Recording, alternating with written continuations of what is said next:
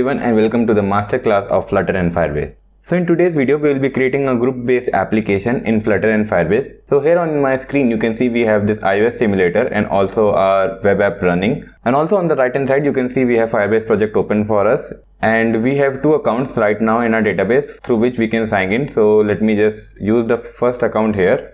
This will become backslash.flutter@gmail.com.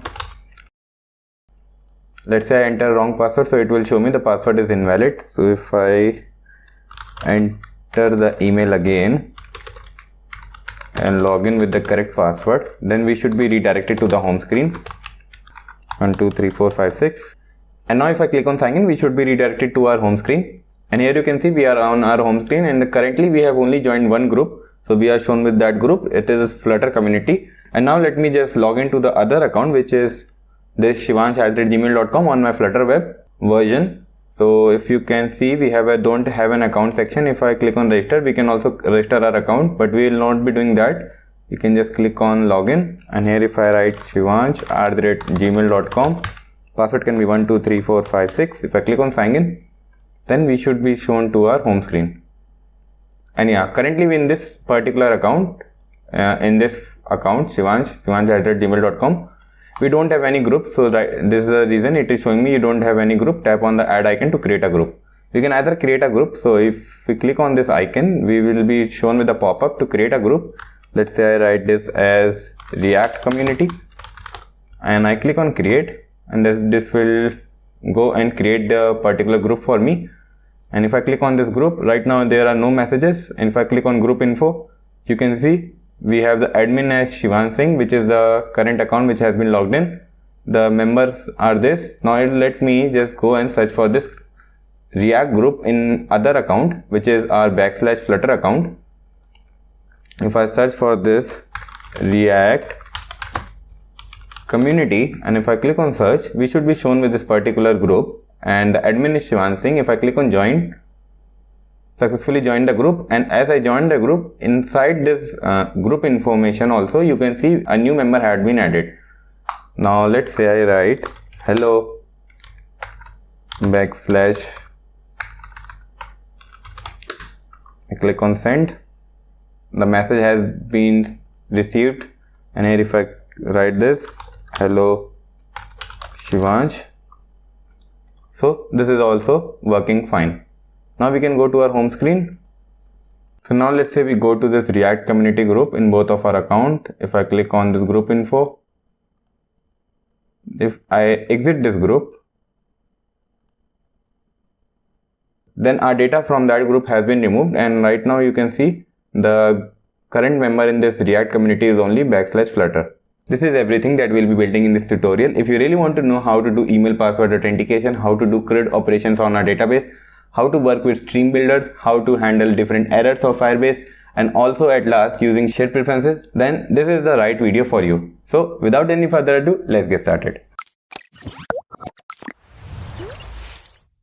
Okay, so before we start creating our Flutter project and get into coding, I really want to tell you something. Most of you are requesting for Instagram clone video in Flutter and Firebase.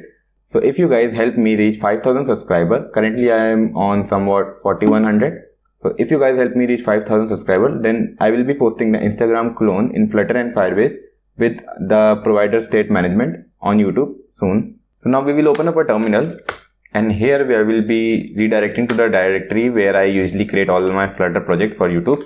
So I will write cd documents, and then I will write this command flutter create chat app Firebase, and I'll just wait for this to finish. And by that time I just wanted to show you something. I have attached all the screenshot for the design of this particular project. So if you see, this is our login screen, then we have our registration screen, then we have our home screen where we will be showing all the groups that are registered with this particular account.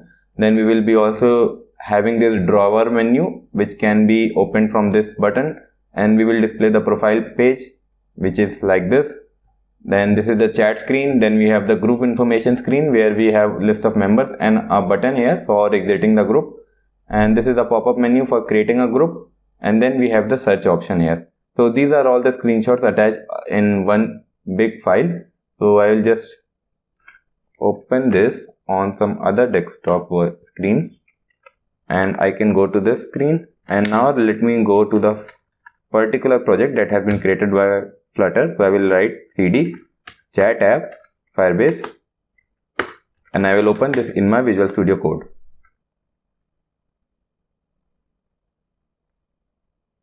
Perfect.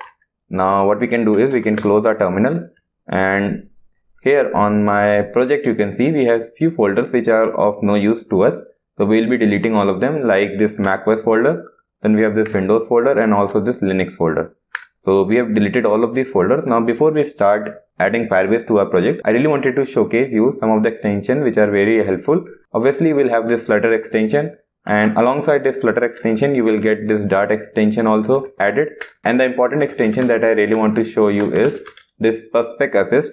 So what this extension will do is it will give you the ability to add all of the packages from this Visual Studio Code window only. So I guess everything is done here. So if you go to our main.dart file, now it's time to add Firebase to our project. So for adding Firebase, I will open up my Chrome browser, and here I can keep it like this. And if I write Firebase, we can go to this Firebase console. You can directly go to consoles.firebase.google.com. If I click on create a new project, here I will write up name of the project as chat app Flutter, and click on continue. For this particular project, we don't need any Google Analytics, so we'll be disabling Google Analytics here, and click on create project. So by the time it is creating the project for us, what we can do is we have the main.dart file here, and also our Perspec YAML file. We will be adding all the packages here. So I guess, okay, the project has been created successfully. If I click on continue, now inside our Firebase console, we will be enabling our authentication section, which will be used for email and password authentication. And other than the authentication system, we will be also enabling our Cloud Firestore, which will be our database. So here you can see we have this get started by adding Firebase to your application. So if you click on this build folder, here we have this authentication tab. We can just enable this, get started. I'll just wait for this. And now it is asking me to select a particular provider through which I am going to provide the sign in to a user. So for this tutorial, we are proceeding with email and password authentication. In future, if we continue to work on this chat application, we will be enabling Google and Facebook also. But as of this tutorial, we will have email and password. So the authentication tab has been done. Now if you see this Firestore database, so Firestore database is the cloud database that is offered by Google. Currently we are in the Spark plan, so we don't need to worry much about how much data we can write in this particular Cloud Firestore. So now our application backend is powered through this Cloud Firestore. So we can just click on create database, and we will start this in a production mode, and we will select the US Central as the default location, which is already offered by the Google. And then it will take a little bit of time to start this. So before that, let me just create a to-do here. So this will track all of the things that we'll be doing.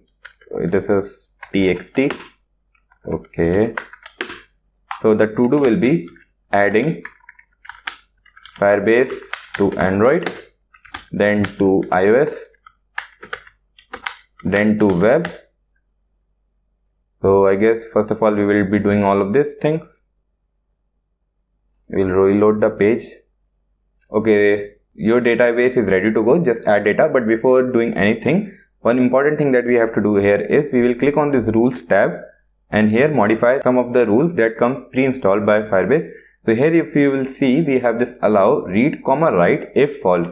Either you can change this to true, so it will be somewhat like if true, but then this is not a secure way of handling your database. So the best practice that is generally considered or that is suggested by Google is to write this command request.auth is not equals to none.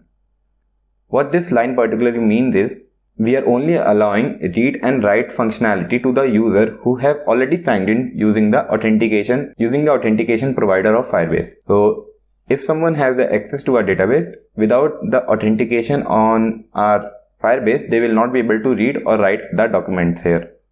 So now we got authentication and Firestore database setup. Now if you click on this project overview, right now we don't have any application added, so we will be proceeding with that thing. First of all, we can click on this Android. Now for adding the Android to your Firebase project, there are few requirements. First of all, they are asking for the package name, then this SHA signature. So the way you can get your package name is, and remember all of the shortcuts or the keys that I am pressing is displayed here, so you can just see what I just entered. I can just close this, and now for searching anything you can just write Command and P, or rather Control or P in Windows, and here I will search for this Android manifest file, and do check this Android app source and a main folder. So you can either go from this section also. And now we have the package name, so we will copy the package name and paste it here. And as the nickname is concerned, so we will write chat app Firebase. And now one of the important thing is generation of SHA signature. So if you are expert in generation of this SHA signature, then you can directly click on this link, authenticating your client. This is a page offered by Google in which they have documented all the code for setting up the SHA signature, but this is for someone who is already inside this development thing. But if you are totally new, then I will definitely suggest you to watch this video, which is displayed on the right side of your screen, for SHA signature, in which I have covered the generation step for our Windows platform and also for our macOS platform. And that tutorial is designed for complete beginners, so you can just see there.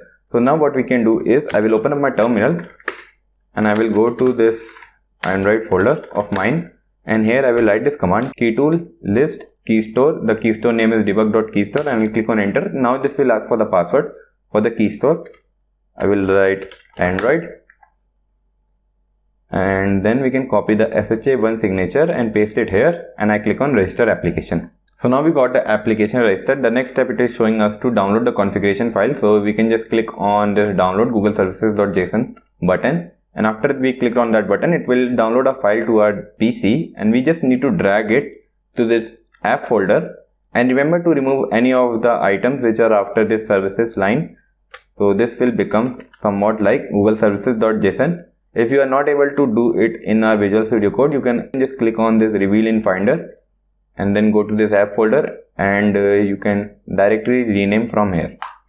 So we got this Google services.json file added. Now the other thing is, we click on this next button. Now this is asking us to add these lines inside our build.gradle file.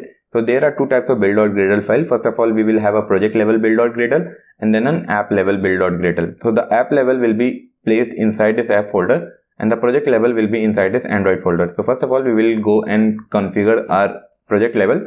So we will go to this build.gradle, and if I see, okay, this is the project level, we'll copy this class path, paste it here, and I'll close that. If you go to the app level, inside our app level, we have to add these two lines, apply plugin. But if you will see, this com.android.application is already present, so we don't need to add that. We just need to add this line, Google services line. We'll paste it here. And the last thing is this implementation part, so we'll paste that too. If I click on save, everything has been added to work inside this Android section, but I really want you to add these things also inside your app level build.gradle. So the first thing will be to change the minimum SDK version to, let's say, 21, and we can enable the multi-deck support. Perfect. We can just close this. And now if I click on next and click on continue to console, we got the application added here. Now it is also asking for SHA256 signature. So if you open up your terminal, here you can see we already have this SHA256 signature. So we can just copy and paste it here. If I click on save, and now we can just exit this terminal window, and we got the application added. So the Android part has been successfully done. Now it's the time for iOS part. So for adding the iOS application, what we can do is, we will just click on add app, we'll click on iOS. Now to get this bundle ID, what we will be doing is, we will open up our Xcode. I'll just wait for my Xcode to open. We can just close this tab also. So we got our Xcode open here, and now here you can see we have three options. Either you can create a new Xcode project, but we don't need to do that. We already have a project created through Flutter command. We'll just open a project, and now we have to open that particular project. So it was inside my document folder. And then if you see this chat app Firebase, okay, and inside this we have our iOS folder. We can click on open. And now Xcode has opened a project for us. If you click on this runner, here we have the bundle identifier, and you can just paste it here. We will write this as chat app iOS. We don't have any app store ID. This is totally optional also. This is also optional, but I prefer naming the application. Okay, we'll just wait for this to finish. So now we got the application added. Now it's time to download the Google Services info.plist file. Here we just need to drag it inside this runner folder, and do remember to check all of these items. Copy item if needed, create folder references, and add to target. Then now if you click on finish, so we got the file here. We can just either show in Finder, and from here you can just rename this. Remove any of the items that are after the info line. You can also rename from here too. Perfect. You can just close your Xcode window from here. You can click on next, next, next, and continue to console. So we got iOS app done. We got the Android app done. Now it's time to add the web application. So if you click on add app, and here you have the option to add the web application. So I'll just write the name of this as chat app web. Then click on register app. So we got the application register, and now it is showing me to add the Firebase SDK. So we have all of these values, but before adding these values, I want to tell you something important. So we can just close everything from here, and we can get back to your Visual Studio Code. And right now inside our main.dat file, so inside our main.dat file, we will delete everything that is present here, code it according to our need. So we'll write import material.dart, and here we can write void main. And then this will be a run app, and we have to create a stateless widget for the run app thing. So this will become my app, and here inside our run app we will write my app.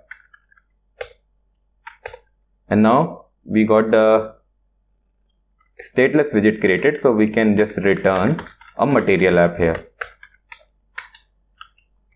Now the important part is to add all the Firebase packages. So what you can do is, if you are on a Mac, you just need to press Command Shift P, and if you are on a Windows, you just need to press Control Shift P to open the command palette. And here if you write Perspec Assist, the extension that we added, there are two options for that: add or update dependencies, or add or update developer dependencies. So we'll just click on add or update dependencies, and here the packages that we want are Firebase Auth, Firebase Core, then we have our Cloud Firestore, and at last we will be also using our shared preferences for storing the login state of user.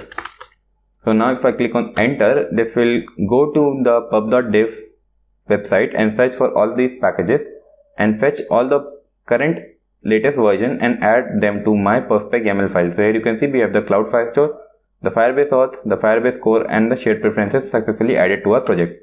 Now the important thing is, we have to await for Firebase to initialize inside our application.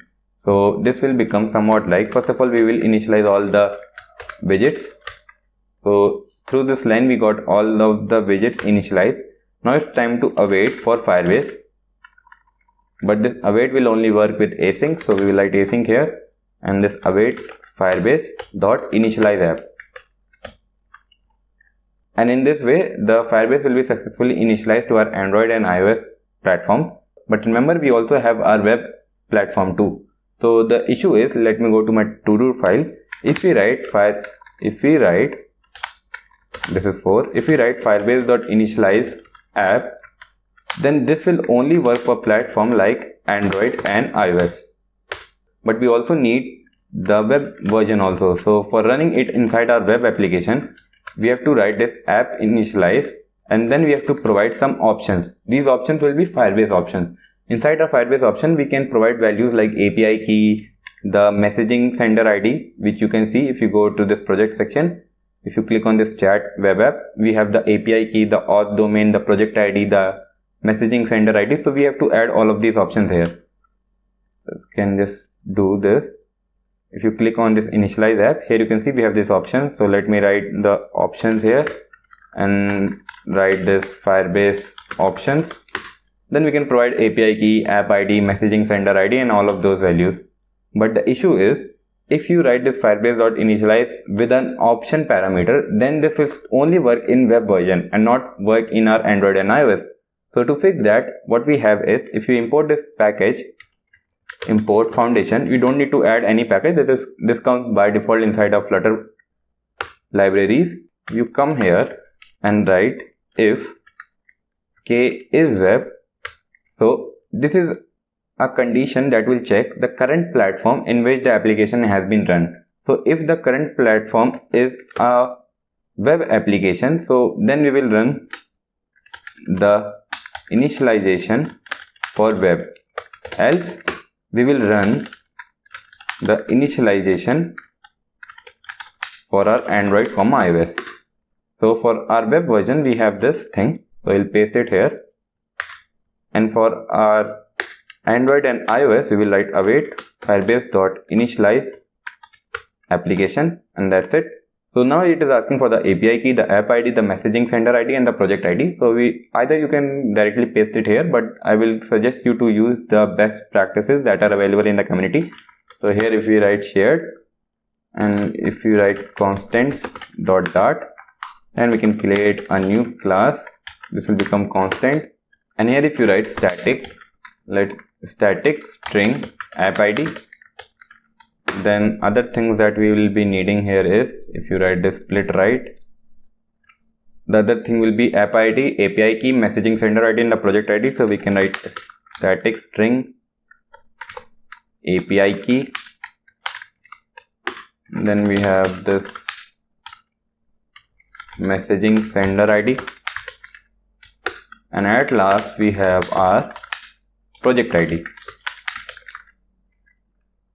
And to get all of these values, you just need to open your Chrome browser. If you are on the project overview, you can just go and click this settings button, and here inside the project settings, you have already added the web application, so you can get these values here. You can just copy the API key, paste inside our API key, then we have the app ID, and we can paste it here, and then we have the messaging sender ID, you can paste it here, and at last we have our project ID. We'll copy this and paste it here. So now these values are completed, so we'll close the constant.dart file, and here inside the main.dart file we will write constant.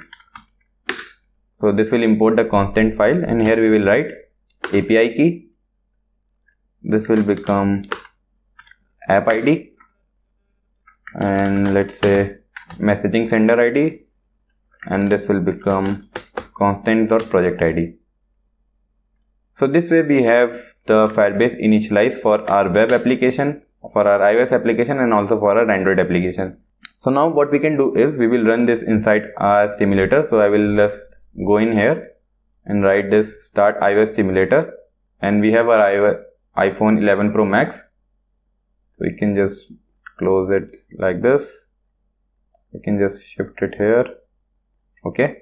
So now we got the simulator here. One more important thing is, if you are running this in your simulator, then you have to do one more necessary step.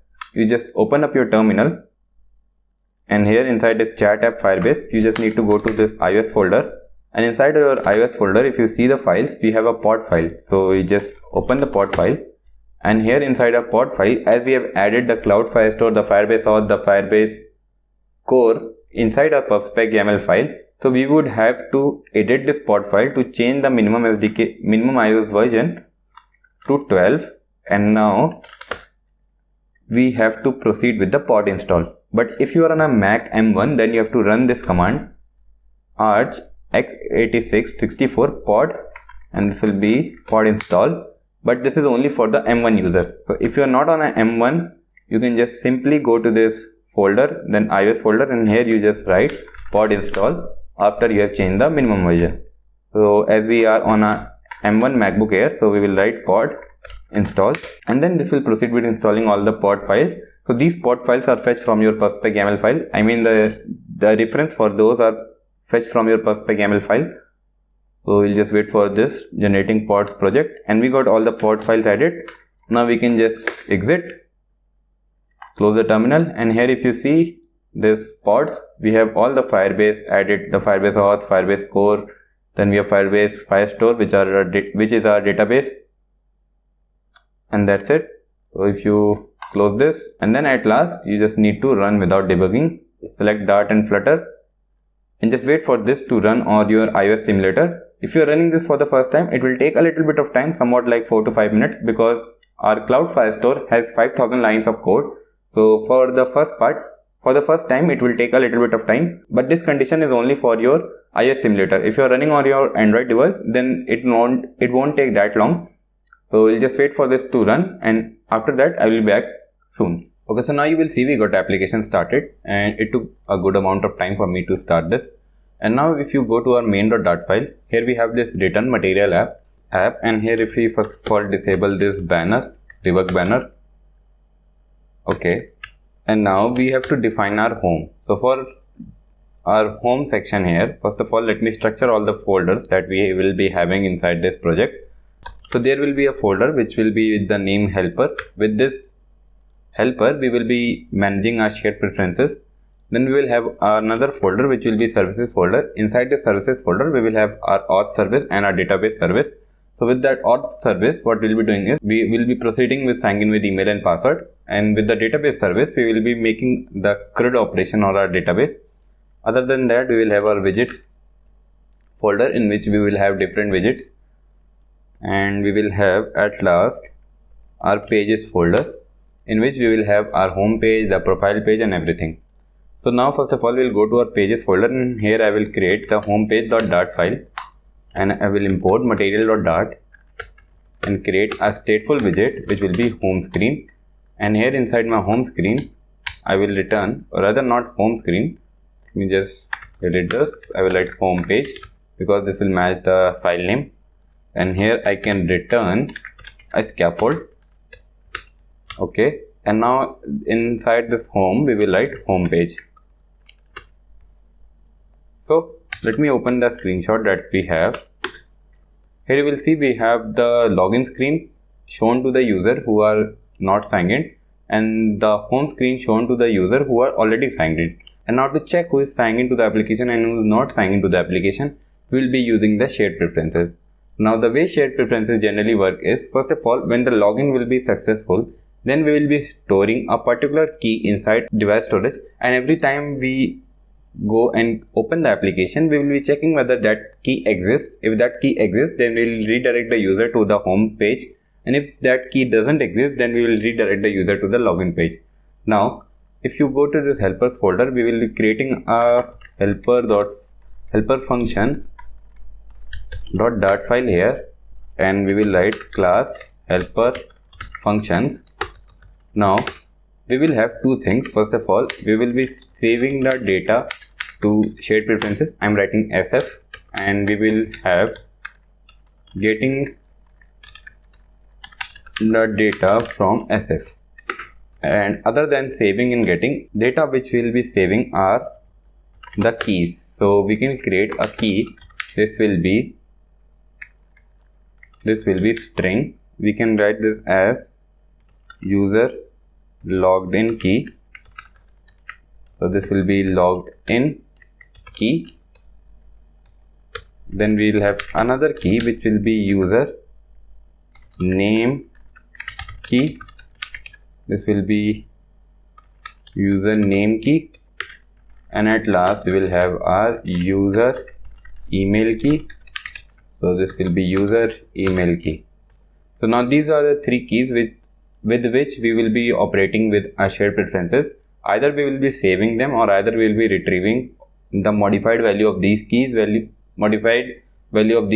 So first of all, if you go to your main.dart file, remember we created this as a stateless widget, but the problem is if we keep this as the stateless widget, we will not be able to use our init state. Init state is a function that will be loaded when every time the particular class is called, or every time this particular widget is called. So that function is not available in the stateless widget. So we just click on this button and convert to stateful widget.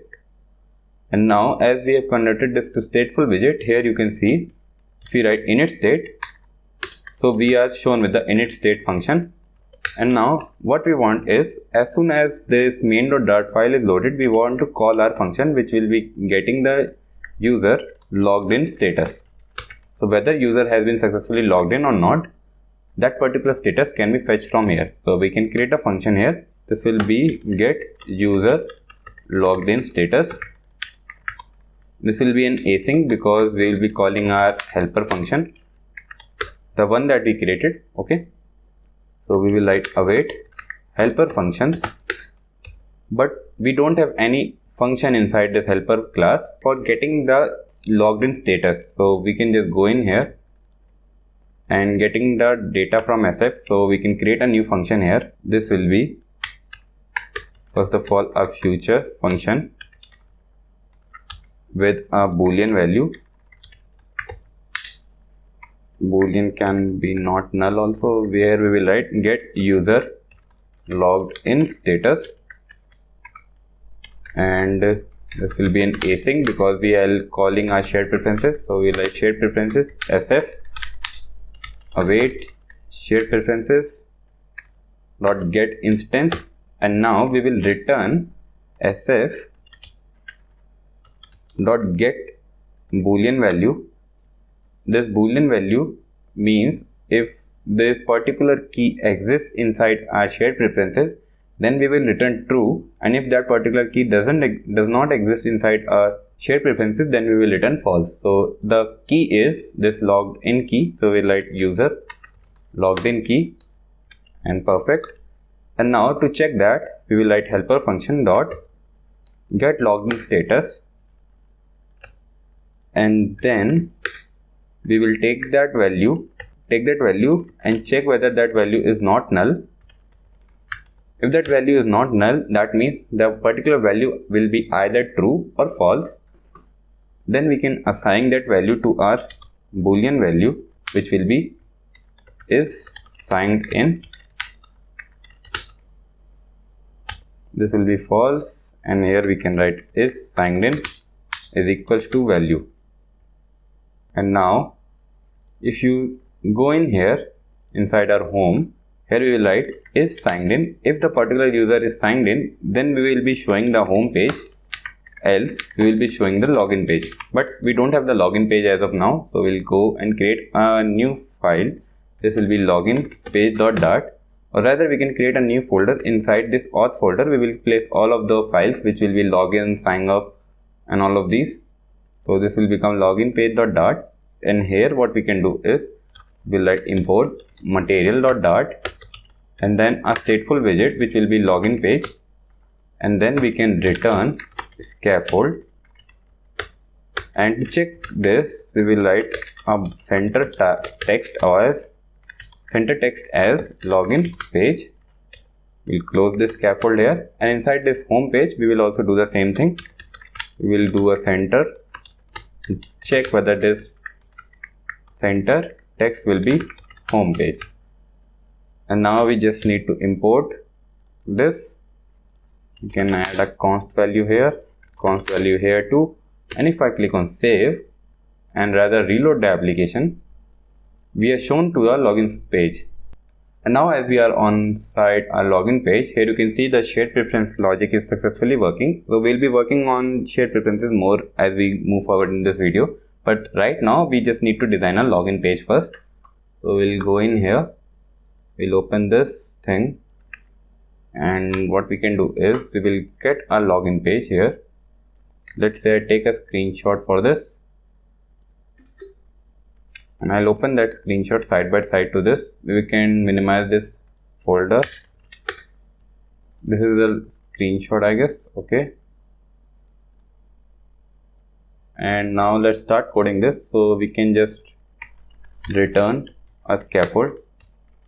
Click on save, and now inside a scaffold the thing that we can do is we will write, this will be inside the body tag, and for that form we have to assign the form key. So we can create, we write final form key, then this will be a global key with a type form state, and we can assign this key. This will become form key, and the children can be our column, and for that column we will have main axis alignment at center, and also our cross axis alignment as center, and we can assign the child as, let's say, groupie. So right now we have shown the groupie here. So what you can do is we will wrap this with a widget. This will become padding, and for our padding we can write, we can provide a symmetric padding here. This will become symmetric.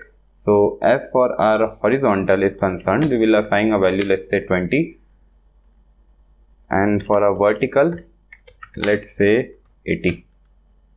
Now let's assign some style to this. So this will be, font size can be 40, font weight can be bold. Perfect. Now we can provide a size box of 10, height 10, and this padding can also be wrapped in our single child scroll view. What the single child scroll view will do is, it will create a scroll bar if the screen is overflown in any of the devices. And here we can assign a const value. This can also be constant. And now we can have another text which will be login now to see what they are talking. And we can provide some style as, let's say font size can be 15 and a font weight can be 400, and we can assign our image here. So this will become image.asset. Now for image part, we just need to first of all go to the project that I already have.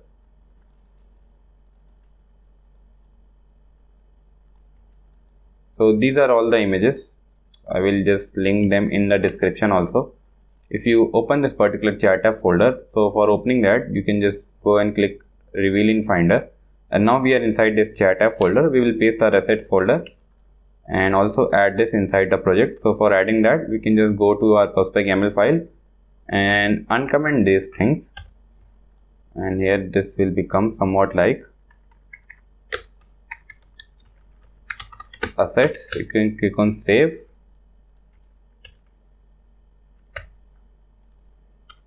I guess you have to provide a comma here. And now as far as name is concerned, so we'll write assets, and let me check the name. This will be login.png, so we'll write login.png. If I click on save, we got the image added here successfully.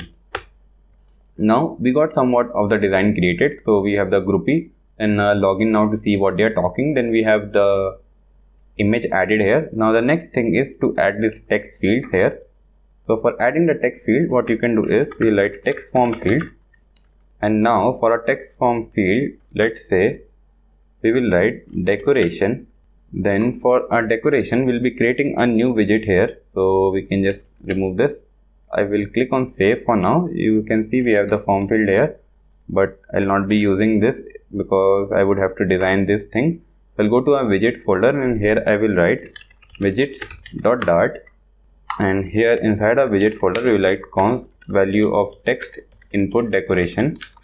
This will become input decoration, and this will only work if we import material. So now it is not showing me any error. We'll write a label style. So this will be text style, and we can assign the color as colors.black. And now we have to assign the border. So there are three types of border in which in this we will have a enabled border, which when a particular user clicks on this particular text form field, then that border has the property that is enabled property, which means the particular field is enabled. And if let's say we just reload this, and right now there nothing is clicked on this, so this will be our focus border. And if we do any error, then we will also have our error border. So let me first of all code this focus border. This will become outline input border, and inside our outline input border we will have border side. This will become border side dot, and we will assign the color. Let's say I'll just copy the color from my folder.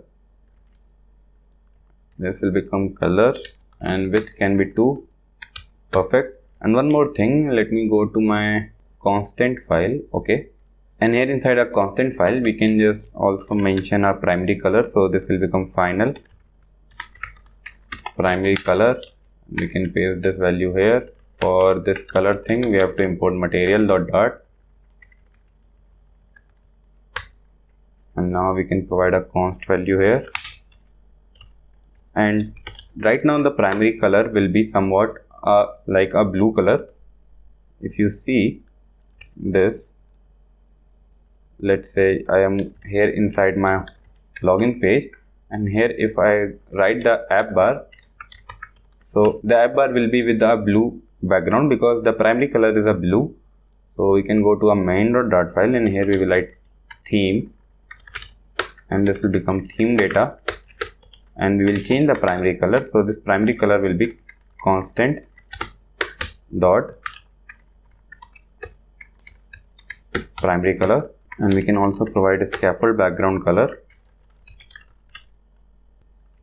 and call our background color as theme dot primary color. We will be shown with the orange button here, orange background. So we can just close this. And now let's say I will be back to my widgets folder. Inside my widgets folder, we got the focus border done. So now let me see whether this is working fine or not. So I'll go to my login page, and here inside my decoration, I will write text input decoration. I'll click on save. We have the focus border. Copy and paste it 3 times. So this will become enabled border, and this will become error border. Click on save. So we got the border here. Now for our enabled border, we will be doing this color. Okay, I guess I have told you some wrong information. Let me just see this thing also. The focus border. Okay, so the border to display when the input decorator has the focus and is not showing any error. And what about this enabled border? Okay, so when this border is enabled, let me just see how this will change. If you write colors.red and click on save, or rather colors.blue. Okay, so the color has been changed. This is because currently I have clicked on this button and it is in the focus mode.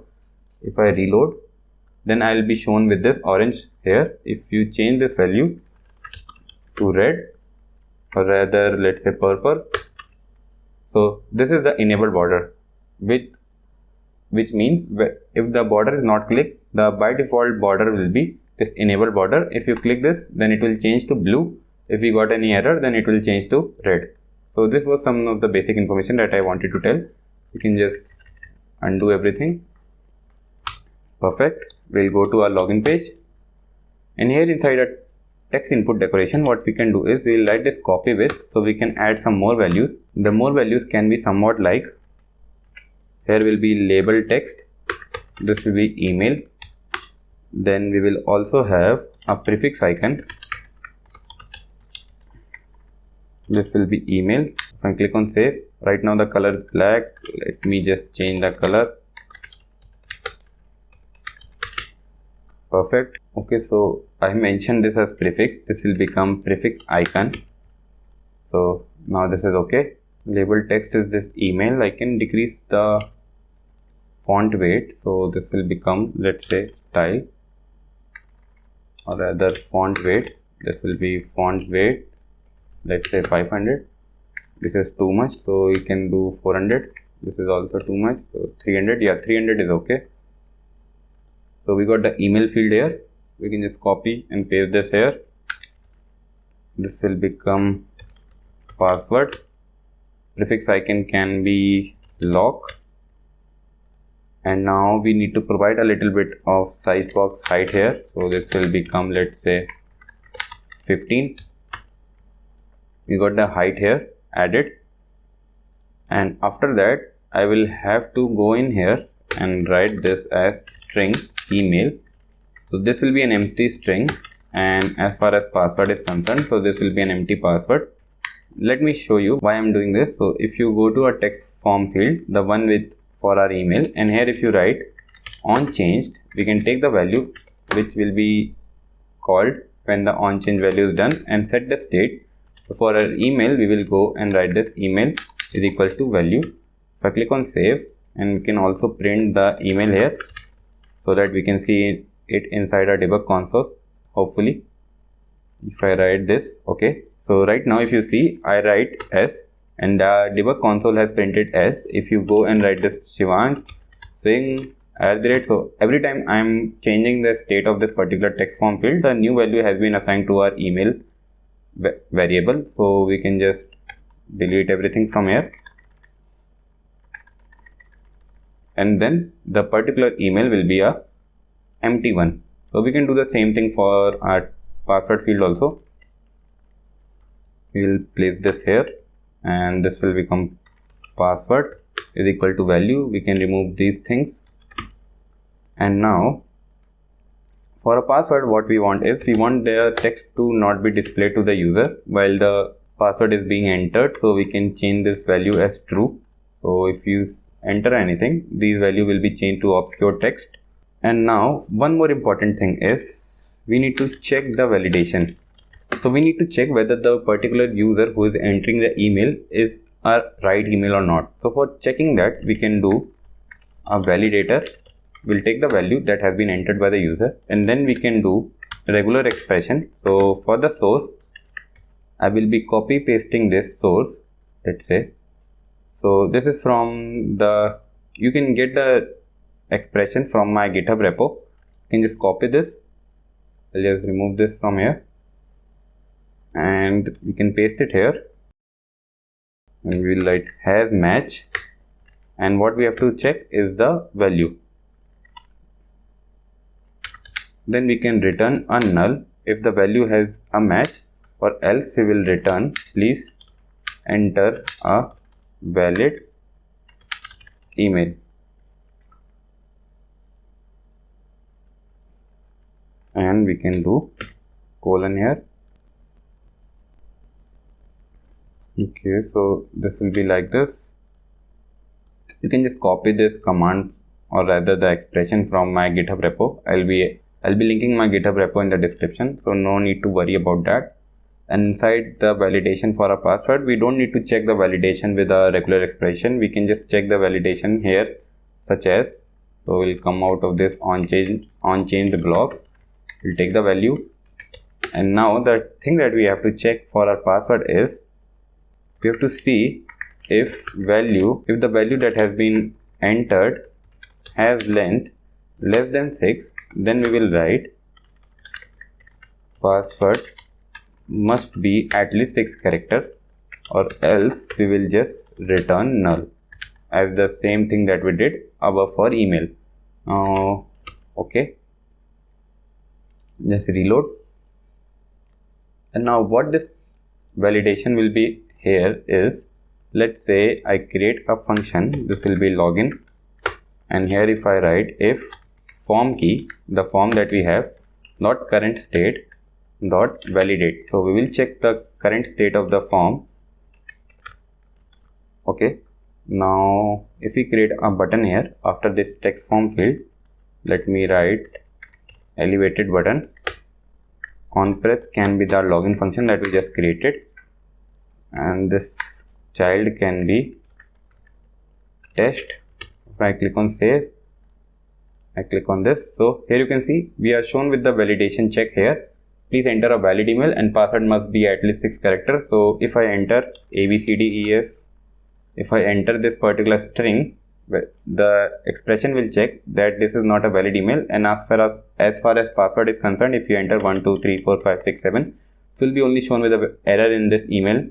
If we change this to 1 2 3 4 password only, then it will be also shown with the error here too. So you can just remove this function also. You can just reload. So this was for the validation for our form key. Now what you can see is after the password thing, we have our elevated button. So first of all, we can assign a size box with a height, let's say 20, and this can be size box, but inside this size box we will have the width as double dot infinity to take the most amount of space that has been available to this, and we will give the child less elevated button, and for the child it can be text sign in with a little bit of style. Let's say style means there can be a color of white and the font size can be 16. I'll click on save, but this is showing me an error because we have to also pass the onPress function here. So this will become onPress. Perfect. So right now the color for this elevated button is not the orange color that we need. So for doing that, we can go in here and write style. Then we write elevated button dot style from. Then we can change the primary color as theme dot primary color. We can click on save, and we can also provide an elevation of 0 and provide a shape. This will be rounded rectangular border, and the border radius can be, let's say, 30. So perfect, we got the button here. Now onPress can be our login function. So I can just create a dummy login function here. So this will be login. We'll be coding that thing in a while. So we got the button here. Now we also have this don't have an account section. So for that, we have to do is we'll go outside this side box. We'll create another space, let's say 10, and then we can create a text dot rich. So what this text dot rich will do is we will have the option to create this particular children text span where we can write don't have an account, and also this particular text span. So this means we can create two text span sections, or rather the two text span children inside this one text. So this will become text span, and here we will write text don't have an account. We can provide some styles. This can be colors dot black, and font size can be 14. Let's say we will have to do a const value here, and now if you create a new children for this text span, so these children will be, I can copy and paste this here.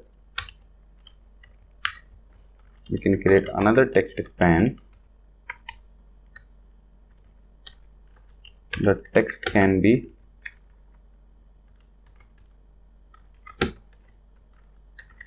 register here, and we don't have any onPress inside this text span. If you click on this, we have a recognizer. So what this recognizer is do, it will recognize if there is any on tap for this on tap on this particular text. So we'll write recognizer, but the way we do here is we will write tap gesture recognizer, and we'll write on tap.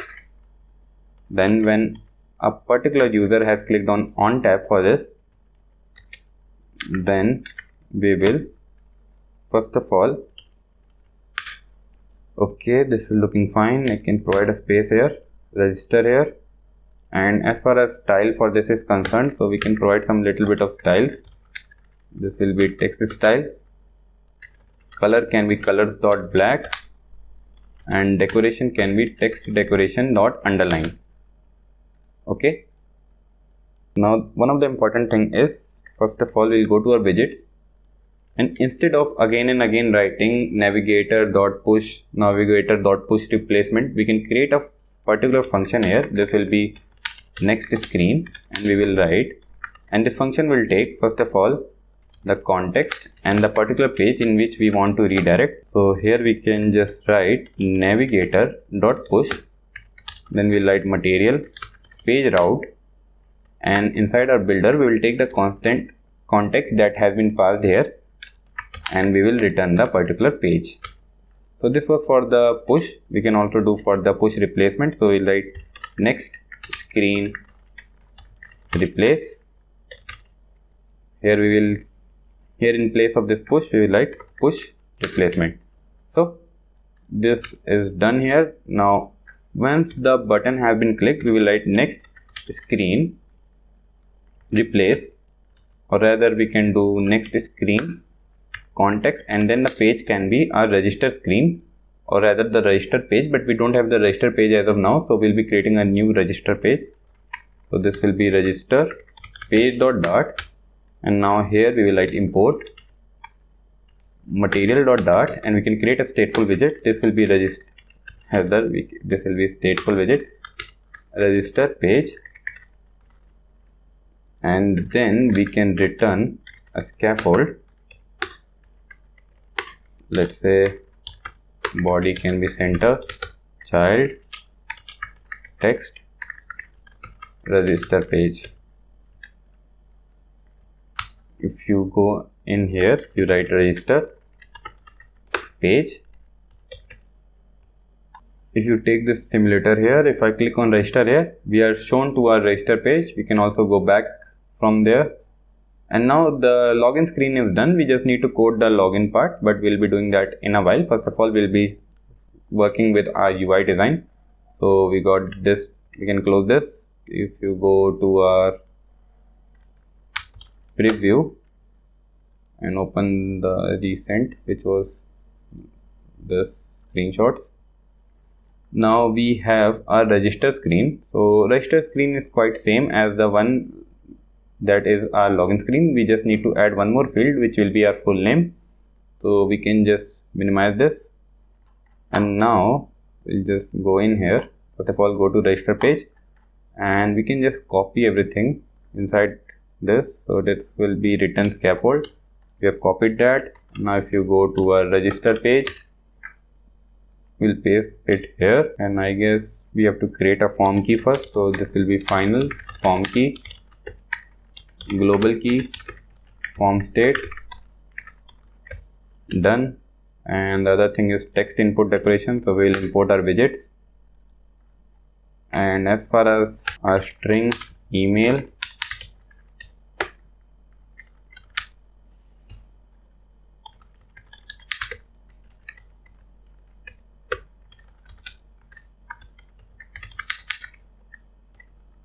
this will be our full name, so we can just write this full name. Now let me see what issues we are having. So this will become register, and we can create a dummy function here. This will become register tab gesture recognizer, so we can import our gestures library. Now if I reload, so we can see, let me just bring back the screenshots where we have to change this create your account now to chat and explore. So we'll write this as create your account now to chat and explore. Let me check my simulator. Create your account now to chat and explore, and we will change this to register.png. And now as far as text form field is concerned, we'll copy this. Above this text form field, we'll paste this one more time, and we can provide a size box here. So this size box will have somewhat height of, let's say, 15, which we already provided there. Now if I click on reload, so it is showing me as an email field here only. So we'll write this as full name. Prefix icon can be account, or this can be, let me check, prefix icon will be person. Perfect. So we have the full name, email and password. Let me just double check everything. So we have the groupie here, then we have the create your account now, then we have register.png, full name, person, and this can be full name. And for a validation, what we can do here is we only need to check whether the name is not empty. So we'll take the value. If value is not empty, then we will return null. Else we will return your, or rather this can be name cannot be empty. Perfect. Now this is email is okay. Email, the validation, the password, and this button here we can write register. this will become register. Okay, and here we can do this. Already have an account, we can move this as login now. Okay, and inside this register page we can provide login page. Perfect. So now the login and register page are done. It's time to code up the authentication providers here. So we can just go to services, and here we will write auth service dot. And now inside our auth services, first of all we'll be doing is write class auth service, and we will call our Firebase auth and create the instance for that. So this will be Firebase auth dot instance. And now we will have our login function, then we will have our register function, and we will also have our sign out function. But as inside our database we don't have any user as such, so first of all we will be going to a register screen and registering the user. So for that we will be coding up our register function. So this will be register user with email and password, and the thing that we'll be needing is first of all the full name, and then we will also need the email and then the password. This can be an async function. And now we will first of all try and on Firebase auth exception. This is generally what we are suggested to do is with a try we are suggested to do a catch function with a catch method. So this is like this, but for the Firebase, in order to catch all the errors given by the Firebase, what we do is we will write here Firebase auth exception. This is a class for handling all the errors, and it will be on Firebase auth exception catch the Firebase error. So here we can write E, and inside our try block the thing that we have to try is we will first of all await for the Firebase to register or rather create user with email and password. And now we need to assign this value to our user class, and for this we would have to write here user. Okay, and if this user is not null, then we will return true. And also before returning true we have to call our database service to update the user data. Now let me just open one more file, and here if you will see in my desktop I have this screenshot somewhere, I guess. Okay, and I have the screenshot here, this Firebase structure. So for our user database, the thing that we'll be storing is we will be storing the email address of the user, the full name which will be generated from this full name field. Then this is a list which will contain all the groups in which the user is active, and then the profile pic. For this tutorial we will not be proceeding with uploading and retrieving profile pic. In future, if we continue the development of this chat application, then we will definitely work with that. So this is the structure for our user. Now let me first of all go in here, and inside our services folder we will create another service. This will be database service dot, and this will become database service. And this database service, the parameter that it will take is the user ID. So this will become database service, this will be user ID. And as we are not imposing any restriction on providing this value, so we will also do a null check here.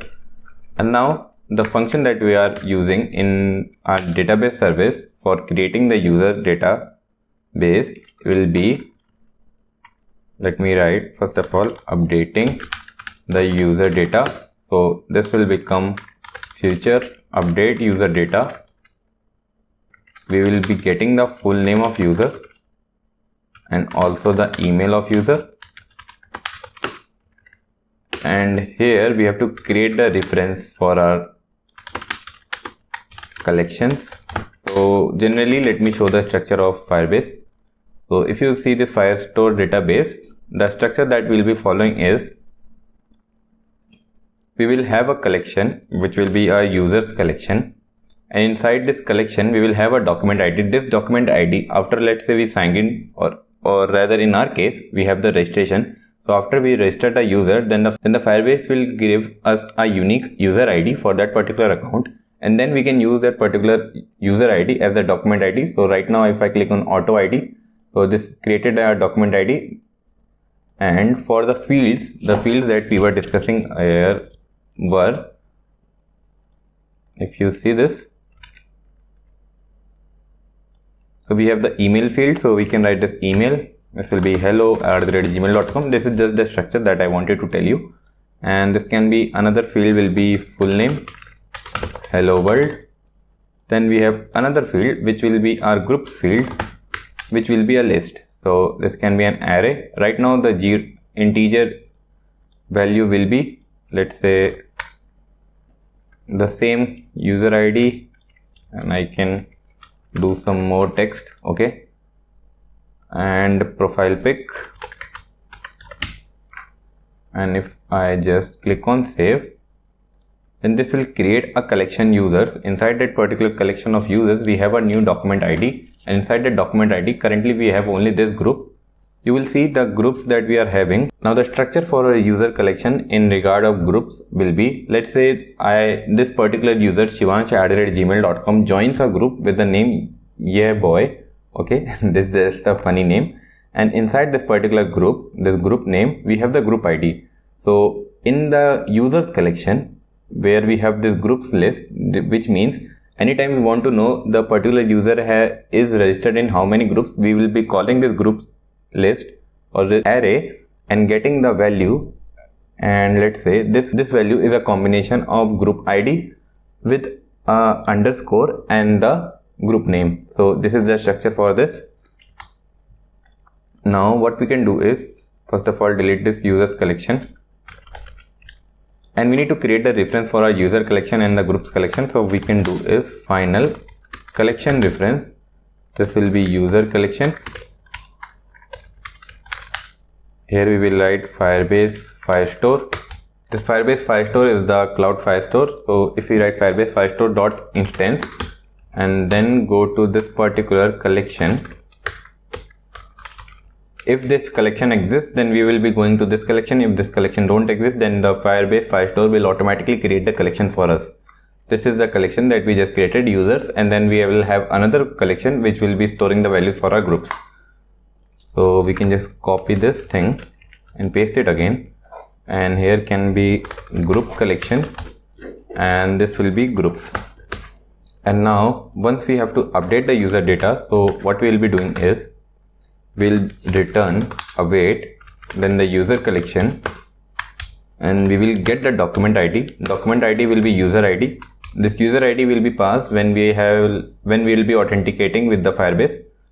So here if you see this, after we got this user as not null, so if you see, if we write user.uid, then the user ID will be generated from there. So we'll just pass that user ID to our database provider. Let me just code this database provider first, and here we can set the values, and the value will be, first of all, we will have our full name, which will be the full name, email, which will be email, then we will have groups, which will be an empty array for now, and we will have a profile pic, which will also be empty. And also if we want, we can assign the user ID also here. So this will become user ID, and then what we have to do is, now inside this auth service, we will call our database services, and we will assign the user ID as user.uid, and then we will update the user data. The full name will be this full name and the email can be this. Okay, we will just first of all we will await for this, and then only we will return the true here. We can print E and also return E from here if we have any errors.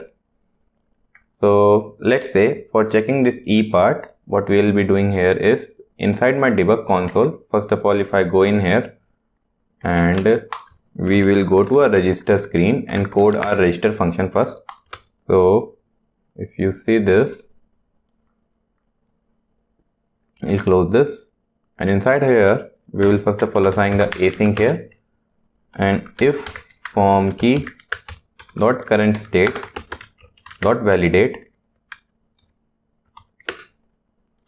we will set the state as is loading. So this will become true, and we have to create this boolean value. So this will be somewhat here, bool is loading is equal to false. And now inside this scaffold, what we'll be doing is the body can be a single child scroll view only after the loading has been done. So we will write is loading. So if the particular thing is loading, then we will return center child circular progress indicator with a color of theme dot primary color, and else we will return our single child scroll view. Simple. And now we will set the state as is loading is equals to true, and after that what we will be doing is we will await for auth service, but we don't have an auth service here, so we will also register our auth service. This will be somewhat like auth service, auth service, auth service, and now you go to a register function and here you write auth service dot, we already have the function register user with email and password. We will provide all the values. So these are values which are mentioned here, and then what we have to do is then we will take the particular value. This will be either true or will be the error message.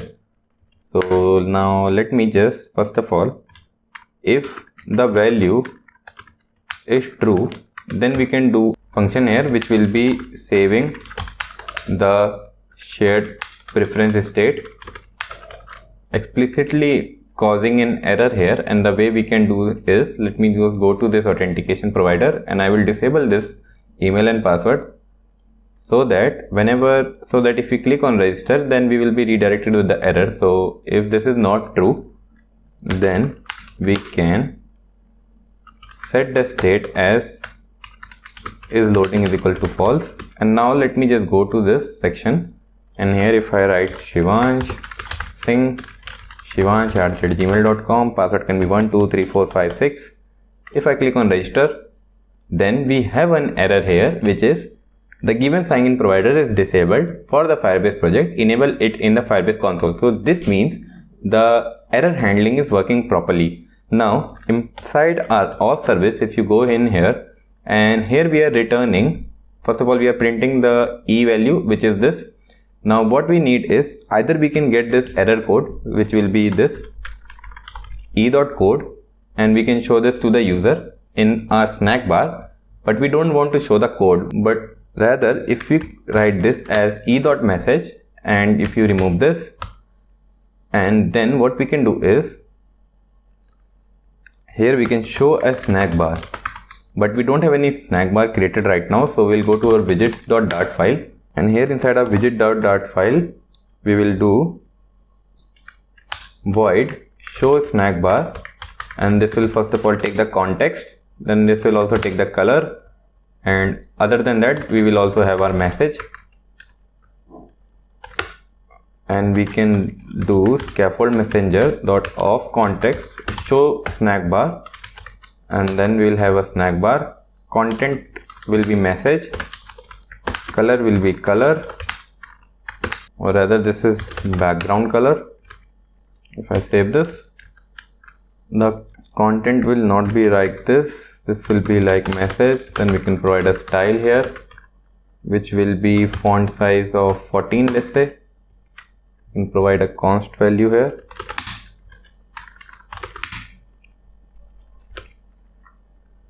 And now once we got the background done, the other thing will be, first of all we can define the duration. This will be, let's say, for 2 seconds, and the action can be snack bar action with a label OK. On press can be nothing, and the text color can be colors.white. Perfect. So we created a snack bar here. So if we write show snack bar, then the context can be context. Other than the context, we have the message. So we will be printing the value here, and the other thing was colors.red, because this is an error. So if you go in here again, if you write Shivansh Singh, shivansh@gmail.com, 1 2 3 4 5 6 7 8, if you click on register, material color is not a subtype of, okay, I guess there are some issues. Okay, so we have the color in second place and I'm assigning this here, so this will be an error. So if you see, first of all we have the context, then color, then the message. So this will be like this, and this will be value. If I click and do a hot reload here, if I go in here, write shivansh@gmail.com, 1 2 3 4 5 6. If I click on register, the given sign-in provider is disabled for the Firebase project. So the snack bar is working properly. If I click on save, and now if I go to my Firestore database, and if we do Shivansh Singh, shivansh@gmail.com, and set the password, let's say 1 2 3 4. If I enter 1 2 3 4, it will ask me to enter within minimum 6 characters. So if I write 5 6 also, then it will go and do a register for me, and I guess we will have the data inserted to our database. Let me check. Okay, so we have the users collection here, then we have the email, the full name, group is empty, profile pic, then we also have the user ID. So but we don't want our this button to keep on loading, and we will be doing that part here inside this. First of all, we will be saving the shared preference, and then we will also disable the is loading boolean value. So what we can do is we will delete this users collection. We'll click on delete. We will hot reload the application, and now so this means the error handling is working properly, and we have the loading also. Now we need to disable this is loading to its original state, which will be true. So what we can do here is, first of all, we have to save all the data to our shared preferences. Now for the shared preferences, you have to get back to our helper function, and here for the place where we will be saving all the data, we will write the functions as, it will become future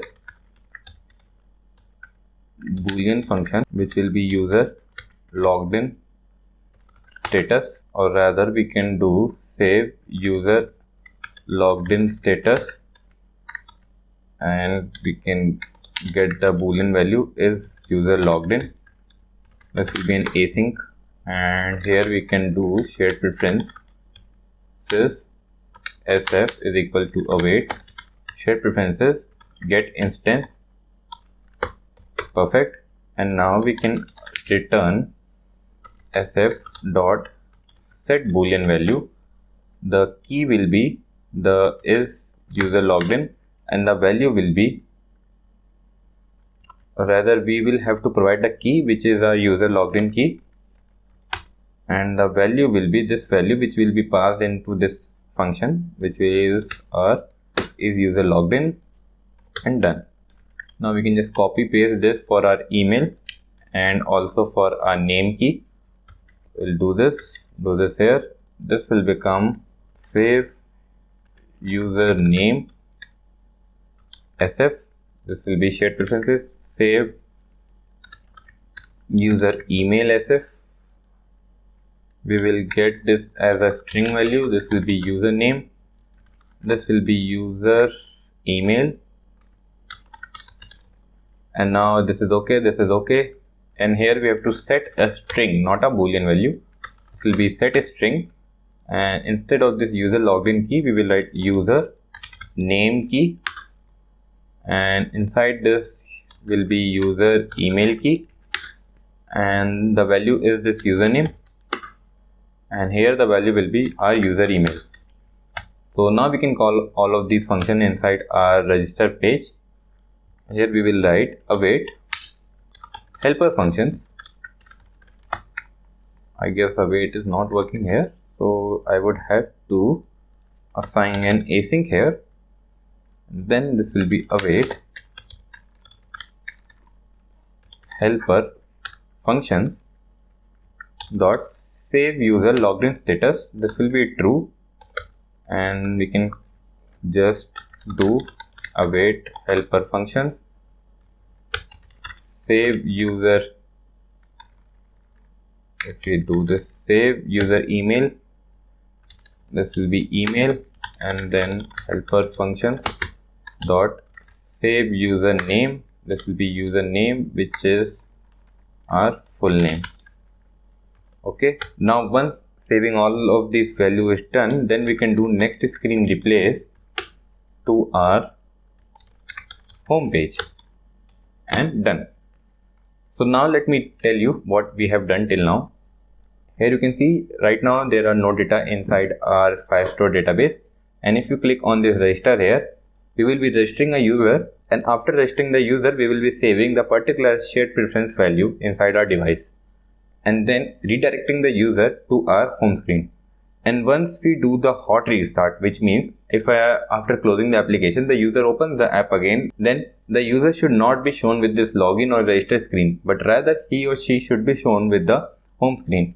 Now let's see whether that function is working or not. We will be registering a new user. First of all, inside this authentication tab, let's see. Okay, we have this thing.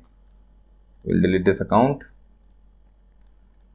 and now we will write shivansh@gmail.com,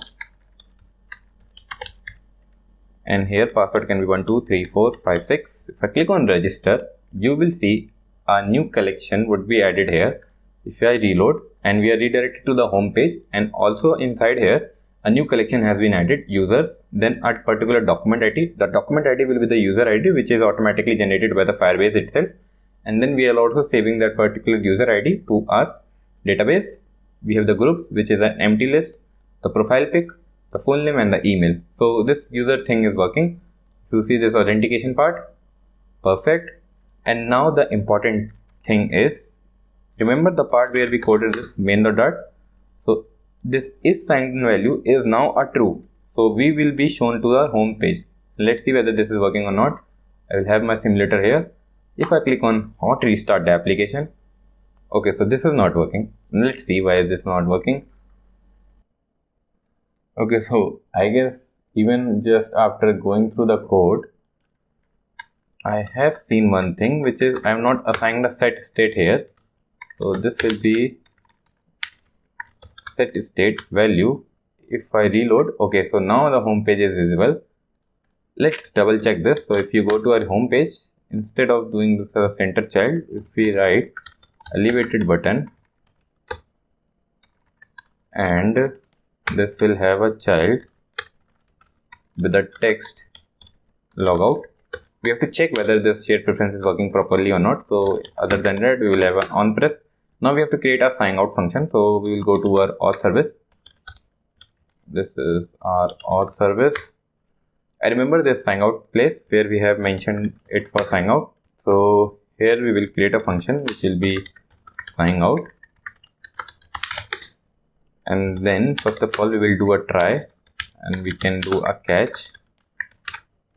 Here we will return null if there are any issues. Other than that, inside our try block, what we will be doing is we will await for helper functions to save the user logged in status to false.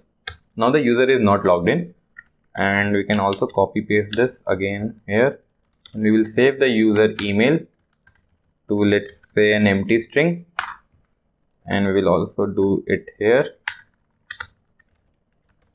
And instead of this user email, we will have a new user name, and at last we will await for Firebase auth to sign out.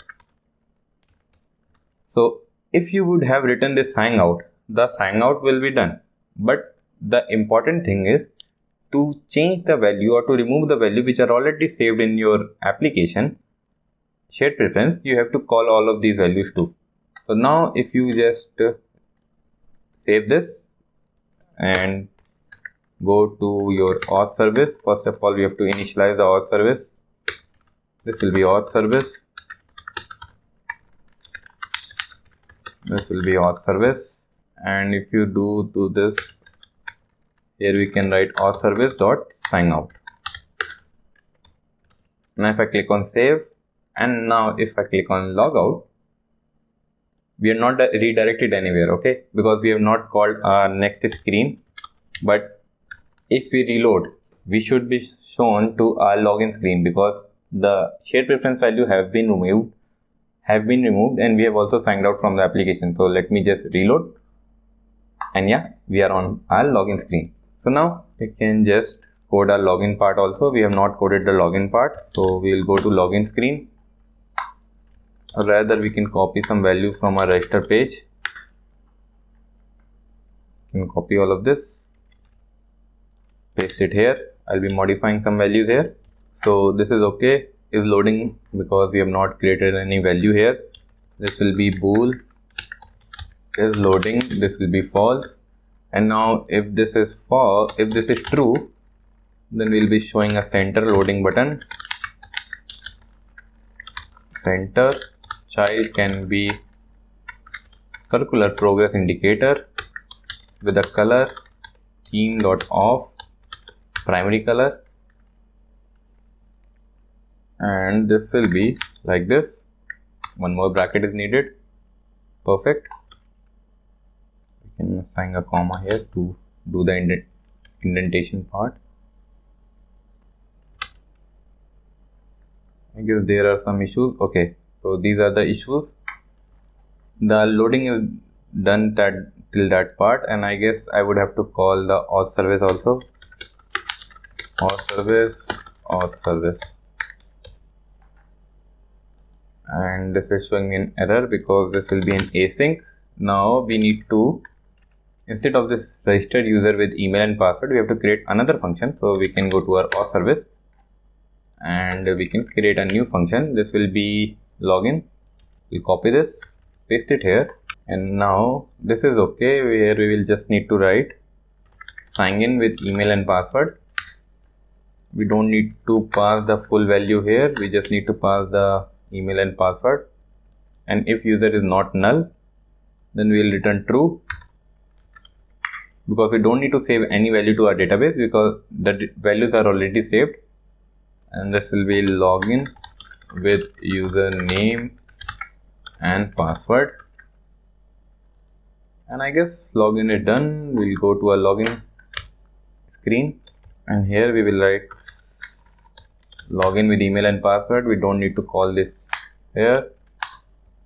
Then we'll take the value. If the value is true, then we have to do one more thing. This is okay. The next screen replace is okay. The error handling is also okay.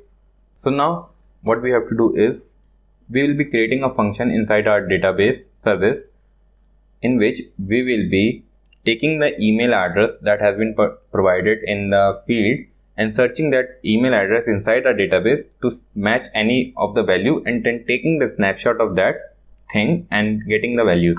So inside, let's say I get the value here, shivansh@gmail.com, then I will take the snapshot of this particular document. Snapshot means that we will get all of these values like email and password, email, full name, group, profile pic, and the user ID. So here we'll go to our database services, and here the place where we have this updating the user data, or rather we can do this saving the user data. Saving user data, we will also update this here, saving user data. And other than that, we will write getting user data. This will be getting user data. The value that we have to provide is an email for the particular user. And now this is a query. The query means we will be querying a little search result inside our database. So we'll use a query snapshot, and this will become user collection. Remember this user collection that we created, inside this only we have to search. So we will do where this will be email is equals to this particular email, and then we can get the snapshot, and here we will return that particular snapshot. And now if you come to our login screen, what we'll be doing is we will just await for our database services. You can either provide the user ID. So for user ID you can write firebase auth dot instance dot current user dot uid, and then we will write getting user data, and for getting user data we have to provide the value of email, and done. But the issue is, where are we saving that value? So here if you see this getting user data will return a snapshot. So we will write query snapshot, and this will be snapshot. If I click on save, now we'll be saving the values to our shared preferences, because the user has clicked on the login button. Now what we did is we made a query inside our data to search the email. Now we got the email, we got the snapshot. Now from that particular snapshot we will extract few information, which will be the name, because we are saving the name of the user inside our shared preferences. We'll extract the email of the user. Then at last we will be saving the boolean value of logged in status to true. So here we will write await, or rather we can just do is we'll go to our register page and copy all of this, paste it here. We will import our helper functions. This will be this. Then set the login status to true.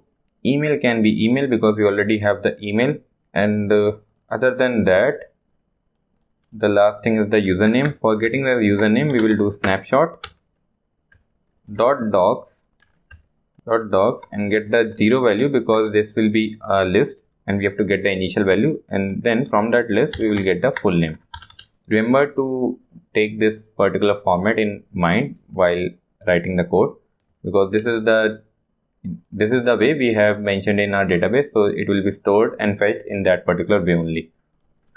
So now I guess everything should work. So if you go to this login page, here if you enter an email which is not present inside our database, let's say user@gmail.com, we know that this email has not been present. So if I click on sign in, there is no user record corresponding to this identifier.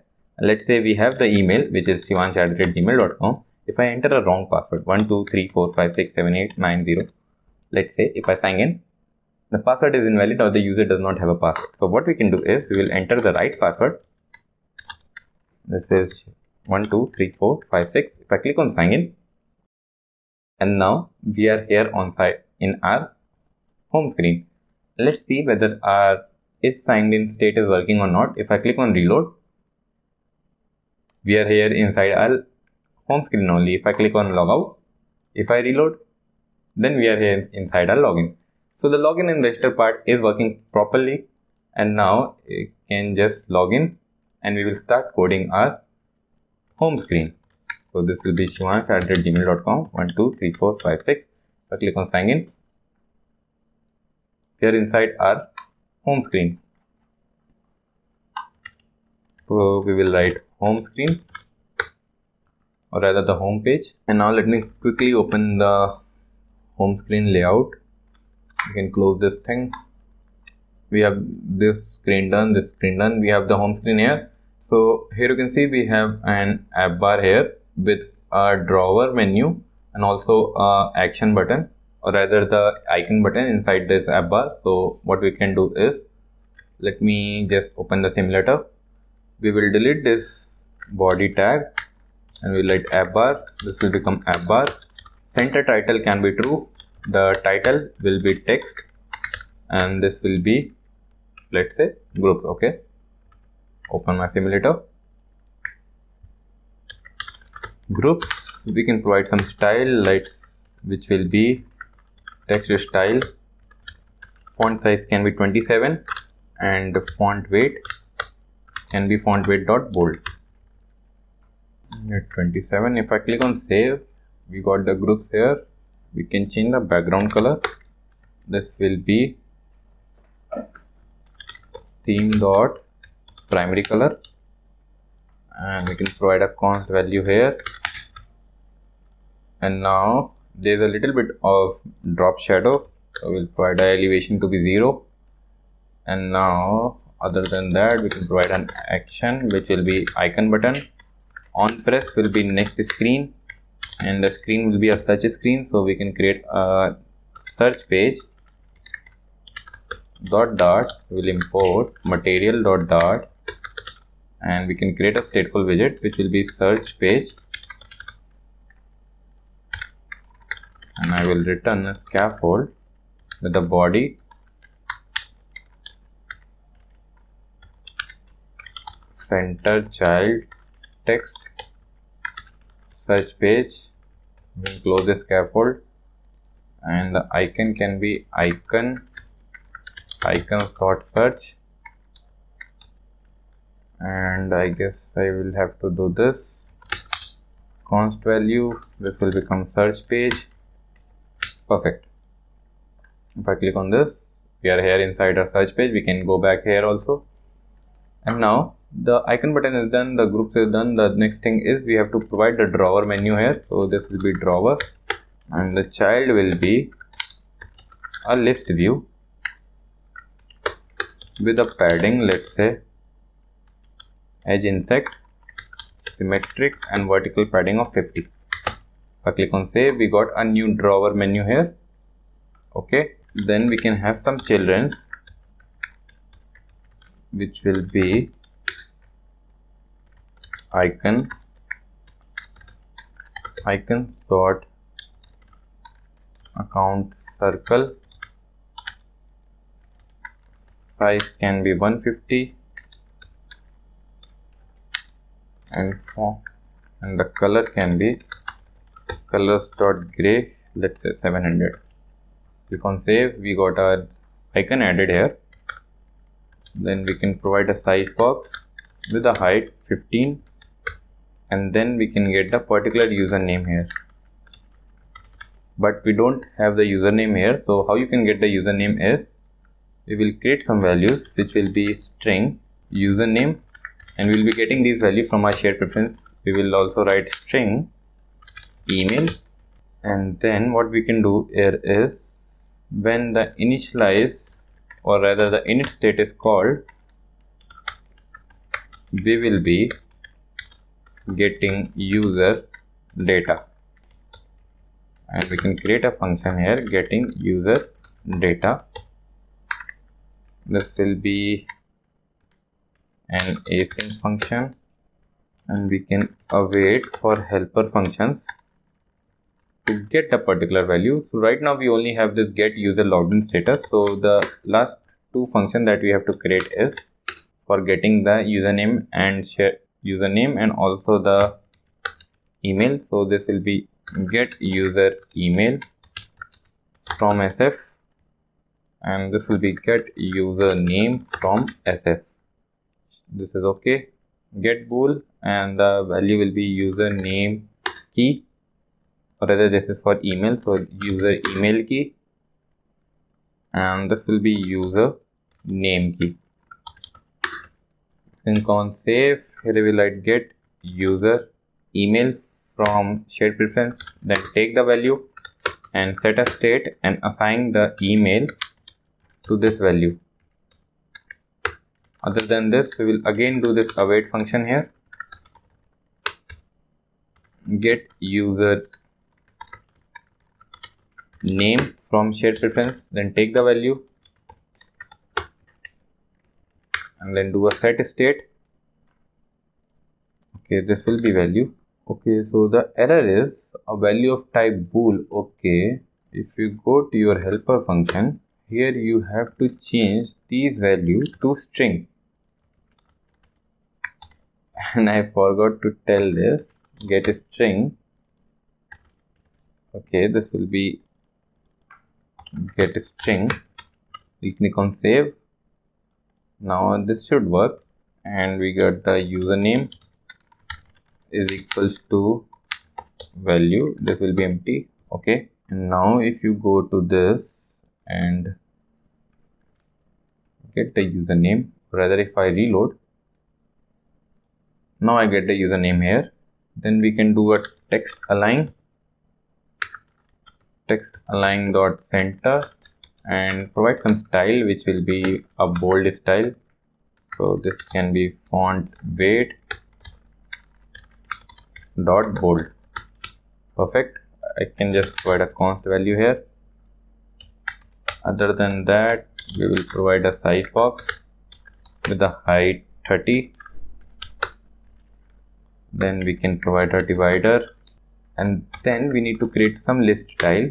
The list style will be like, if you click on tap, so the first one will be our groups, which is, if you see the screenshot, okay, so here the first list style will be groups, which is by default the same screen in which we are currently.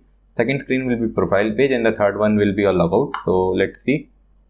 If you open the simulator, for the first one we don't need to do an on tap. Selected color will be theme dot primary color. This is the selected color, means is the particular profile button or the particular group button is clicked, then we will be showing this color in there. Selected will be true. We want this to be the selected one. Content padding can be a symmetric padding of horizontal 20, vertical can be 5. Then we will provide a leading text as, or the leading button as, icons.group, and the title can be with the style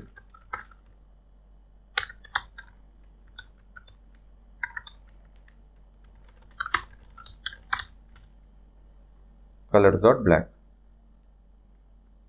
We can just copy this list style and paste it 1, 2, 3 times. We can provide a comma here, and this can be, we don't want this to be as the selected one, we don't want this to also be as the selected one, and the icon can be exit to app.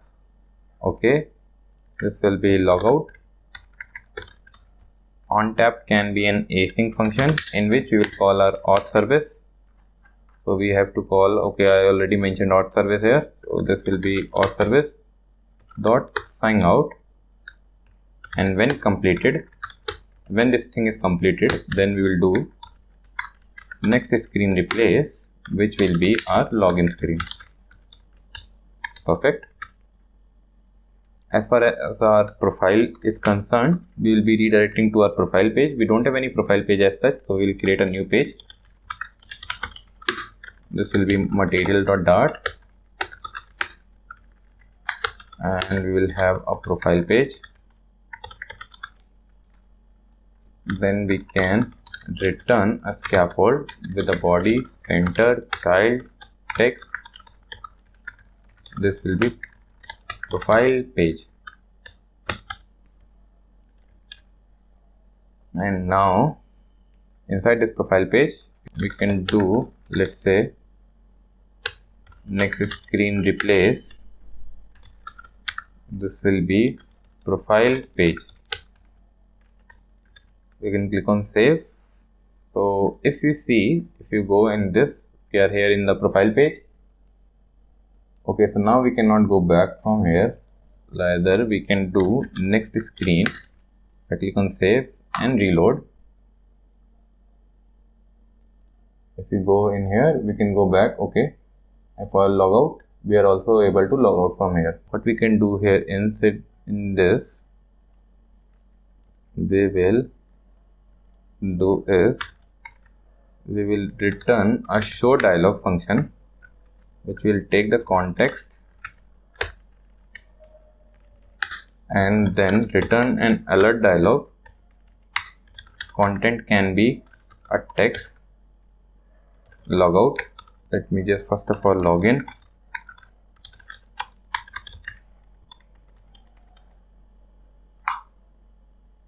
And now if you click on this logout, we are shown with this thing. So we can do is, let me see what values are there. and this content can be, are you sure you want to log out? And the title can be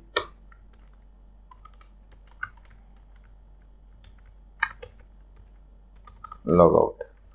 If I save this, I click this, okay.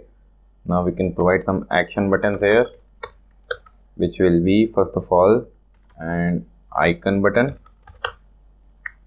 What this icon button will do is a navigator dot pop, and this will be context. And other than that, we can have a icon. This will be icons dot a cancel button with a colors dot red. We can provide a const value here, okay, and we can copy and paste this again, and this will be with a green button and exit to app. If I click on save, or rather this will not be exit to app, this will be done. We can dismiss this. I guess this will be here.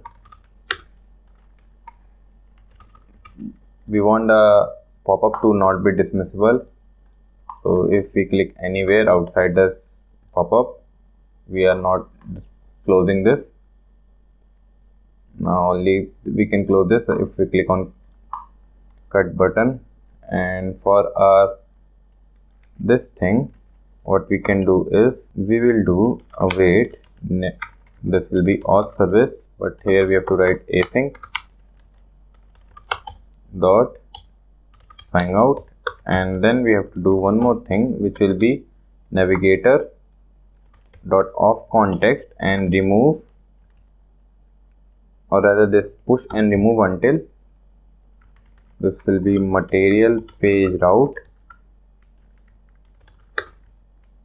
and this will be context route will be login page, and we can do this as false. Perfect. Now if you click on this, then we are logged out here. We can log in again. 2 3 4 5 6. If I click on sign in, so we are inside our home screen. We have this drawer also. Now we have to code our profile page. So we'll go to a profile page, and here inside a profile page, as we did for the home page, we will be calling our app bar, setting the background color to app bar. Let me go to my profile page. Okay, the background color is this, so this will be theme dot of context primary color, and elevation can be 0. Title can be, let's say, profile, and with a little bit of style, this can be text style. We will have a color. This will be colors dot white. Then we'll have a font size 27, and a font weight can be bold. This will be font weight dot bold.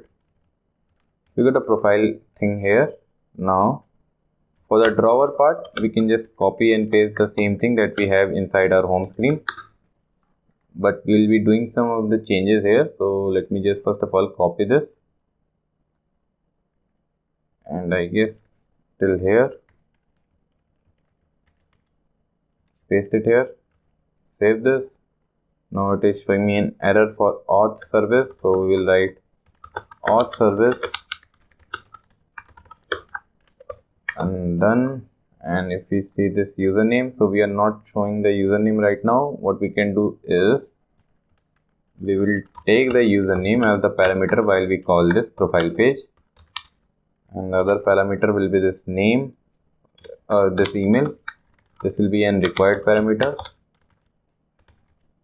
and this will become username. I click on save.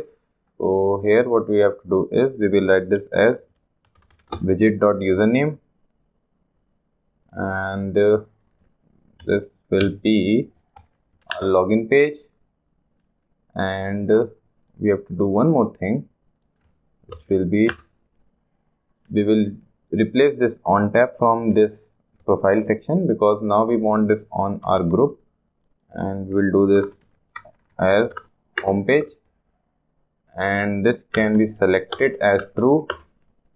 We will remove this from here. Selected color will be this. Perfect. Just reload. Okay, the reload is not working. I guess we would have to see something. If we reload,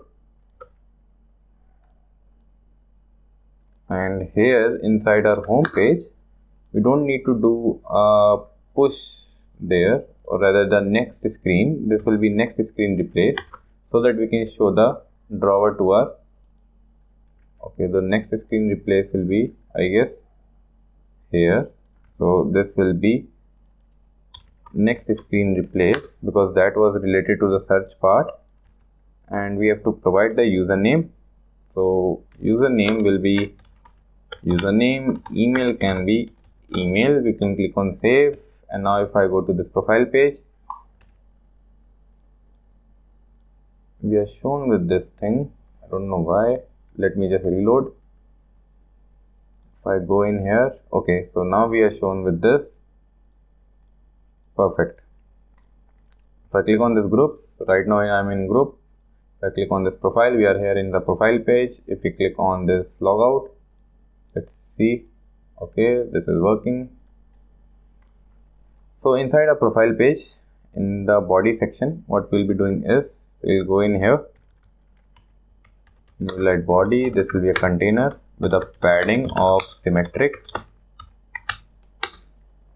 padding of horizontal, let's say 40, and vertical we can assign some big padding size like the 170. Child can be column. Main axis alignment can be start, and then we will have icons dot account circle, and size can be those 200. Size can be 200, and then we will have the color as colors.gray 700. In this section, we will not be coding up in this particular video, we will not be coding up with the Firebase image upload. We will be taking that for some other part. Do let me know if you really want to do that thing also. And we'll have a size box. Then we can create a row, because if you see the design, where is our profile page? Okay, so we have this. We have the row for full name. So this will be main access dot space between. The child can be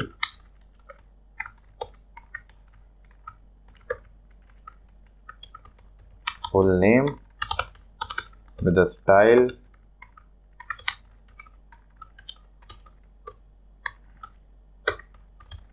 font size 17, and we can do the same for our, this will be, let's say, widget dot username. We'll replace this const value here. You can click on save. If you see your simulator, right now we have this. Then after this row, we will be doing a divider with the height 20, and then doing the same row part here once more. So we'll copy and paste this here. This will become email, and we get the email here. Okay, so I guess we are not able to fetch the email from this. I would have to see that thing. So if you see, the profile page is okay. If you go to our home page, we are not able to fetch the email. Why is this so? Let me just see. The email is empty. Okay, the place where we were saving the email is this login page. So save user email. So this is save user email. Okay, so the user email is not saved here because we are assigning the same value here. So this will be user email. And now I guess I would have to log out first and then log in again. 1 2 3 4 5 6. If I click on sign in, we are signed in successfully. If I click on profile, now the email has been saved here. So the profile page is done, the logout page is done. Now the thing that we have to do is we have to code up our home screen.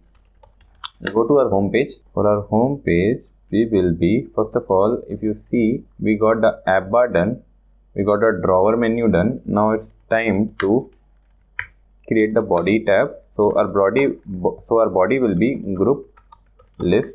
This is a function that we will create. So we can write group list here, and other than that, there will be a floating action button. So this floating action button will be floating action button. On press can be, let's say, a pop-up dialog, because if you see the design, we are showing a pop-up for creating a group. So this will be pop-up dialog with the context. So I can create this here, pop-up dialog, build context. If I click on save, I open up my simulator, we are showing this here. We can provide an elevation to be 0, background color can be theme.of context, primary color, and the child can be icons.add with a color.white and a size, let's say 30. Okay, so this is here. We are not showing any pop-up right now, and we have the group list. So the important thing is to code up our group list. For coding up our group list, the way we are doing is, let me first of all show the structure for our groups. Let me just open this Firebase Firestore structure. Here if you see the structure for our groups, the thing that we have is, first of all, when we will be creating a group, we will have an admin who is the current user, who will have our admin, which will take the name of the admin. Then we have the group icon. We will not be doing the group icon part. We are just saving everything for the future. We are coding up the basic functionality right now. So then we will have a group ID. Then we have a group name. Then we can get the members. We will get the user ID of each member. We will get the user ID of each member. Then after that user ID, we will get the name, and in between we will have an underscore. Then we can get the recent message sender, recent message time. So I guess if you go and to this group list, we will be returning a stream builder, and this stream builder will get a stream, and that stream will be the group. So first of all, if you write this here, there will be a stream, and this will be our group, and we want to initialize this group with a list of snapshots. So getting the list of snapshots in our stream. So for that, we will first of all go to our database service file. Okay, this is database service file, and we have to create a function to get user groups. So for getting the user groups, first of all, let me close this.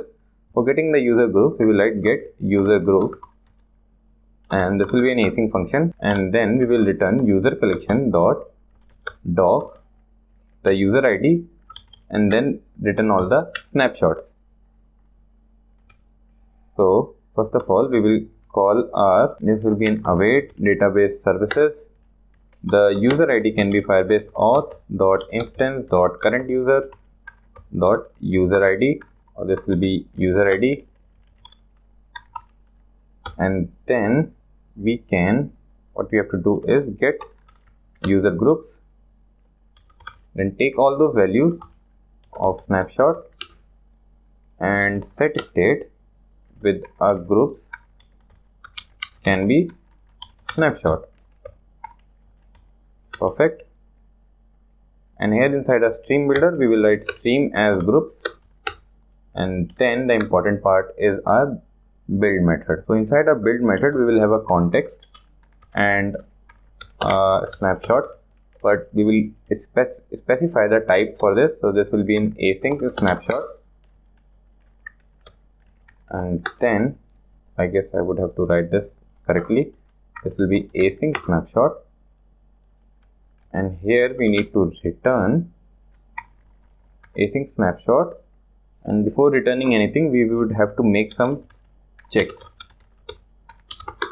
So the checks can be, let's say if snapshot has data, then we will be executing this part, else we will show return a center widget, which will be circular progress indicator. Color can be, let's say, theme dot of context dot primary color. Okay, I cannot assign a const value here. So if snapshot has data, then we will be executing that part. If the data is being fetched or if the data is not present, then we will be showing a circular indicator in between. So after we see that the snapshot has data, then we have to check some more values like snapshot dot data. With the data, we will check the particular group. So if you see this thing, we will see whether they inside this particular array of user, whether there are any groups present or not. So if this will be, if the length is not equal to 0, if the group, or rather first of all we will check if the group is not equal to 0, and also then we can execute that code, else we will write return no group widget, and we would have to create this widget. So this will be like no group widget. Inside this I will have a container with a padding of horizontal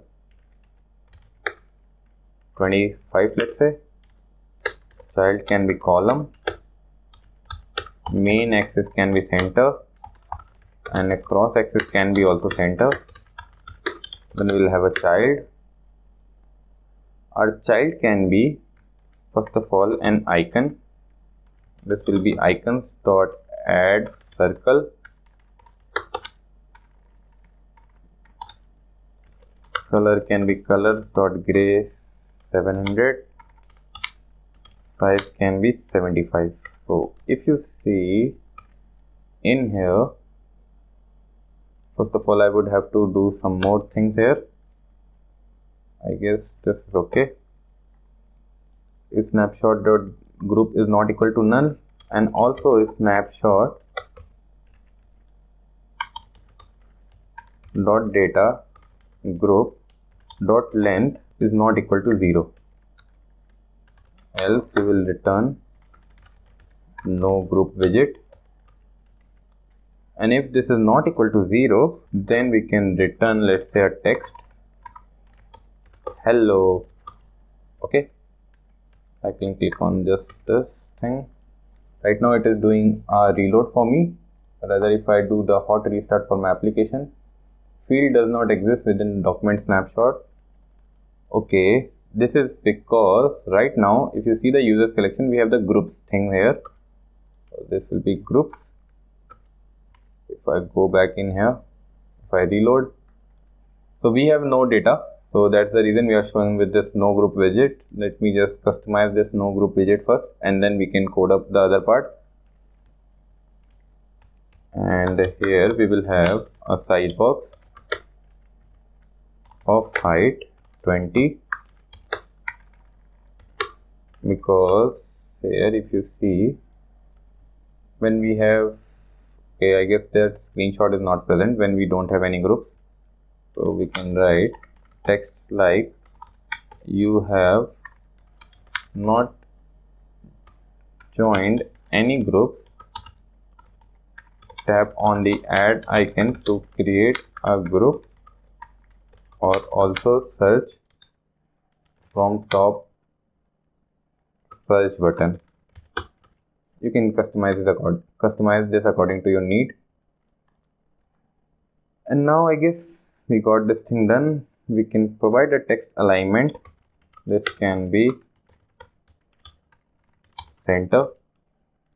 Yeah. And if we click on this button, we should be we should be shown with a pop-up to create a new group, but right now we don't have anything, so we can just wrap this with a widget gesture detector, and on tab can be the one that we created, pop-up dialog. Okay, this is done. And right now we are only returning hello if the group exists inside the user collection. To check that, what we have to do is, let me first of all go with creating a new group. So that's the important part first. So in here what we will be doing is, we will write show dialog, context is okay, we will take that context and build a alert dialog. Perfect. Title can be, let's say, create a group with a text alignment of left. If you click on this, create a group, okay. We can also create this as barrier dismissible as false. Okay, I cannot dismiss this, so I would have to just reload this, I guess. Yeah. Content can be column, and inside our column we will have some children, like, first of all, here also we will do the is loading thing. That means whenever we click on create a group, then the time it is used while creating the group, we will be showing a circular progress indicator in place of that text field. So this will be bool is loading is equal to false. We'll go in here and we will do is loading. If this is equal to true, then what we can do is, we'll be showing a center child of circular progress indicator with a color theme.of context primary color, and else what we can do is, we'll be showing a text field. So let's see. Right now we are shown with the text field because the value is not true right now, but this is issue here. We are showing the column in the whole screen. So to remove that, we can do min axis size and then we will write min. This means we will decrease the value here. So if we reload, perfect. Now for a text field, what we will be doing is, we can do decoration. This will be input decoration. We will have enabled border, outline input border, border site can be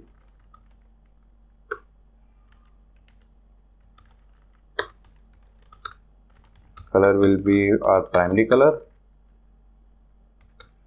and border radius will be, let's say, 30. So this is for the enabled. I guess I would have to make this true so that I can close this. Okay, this 30 is quite big. 20 is okay. This is for the enabled border. Now we can have this for the error border and also for the focus border. Error border, then the focus border. And for the error border, we will change the color as color.red. This will become const value here. Perfect. And now for the text field, if we have this on changed, we will take the value and we will set this value to equal to the group name field, as we did for our login page. So we will take that value, we'll do a set state, and we will do group name is equal to value. Then at last we can just provide some little bit of style, which will be colors.black. If I click this, Shivansh, okay. Now we got a text field done. At last what we have to do is to provide the action button, which will be, let's say, an elevated button. On press will be null for now, and the child can be This will be a cancel first of all, and style for this can be, let's say, style elevated button dot style from primary will be text dot of context dot primary color.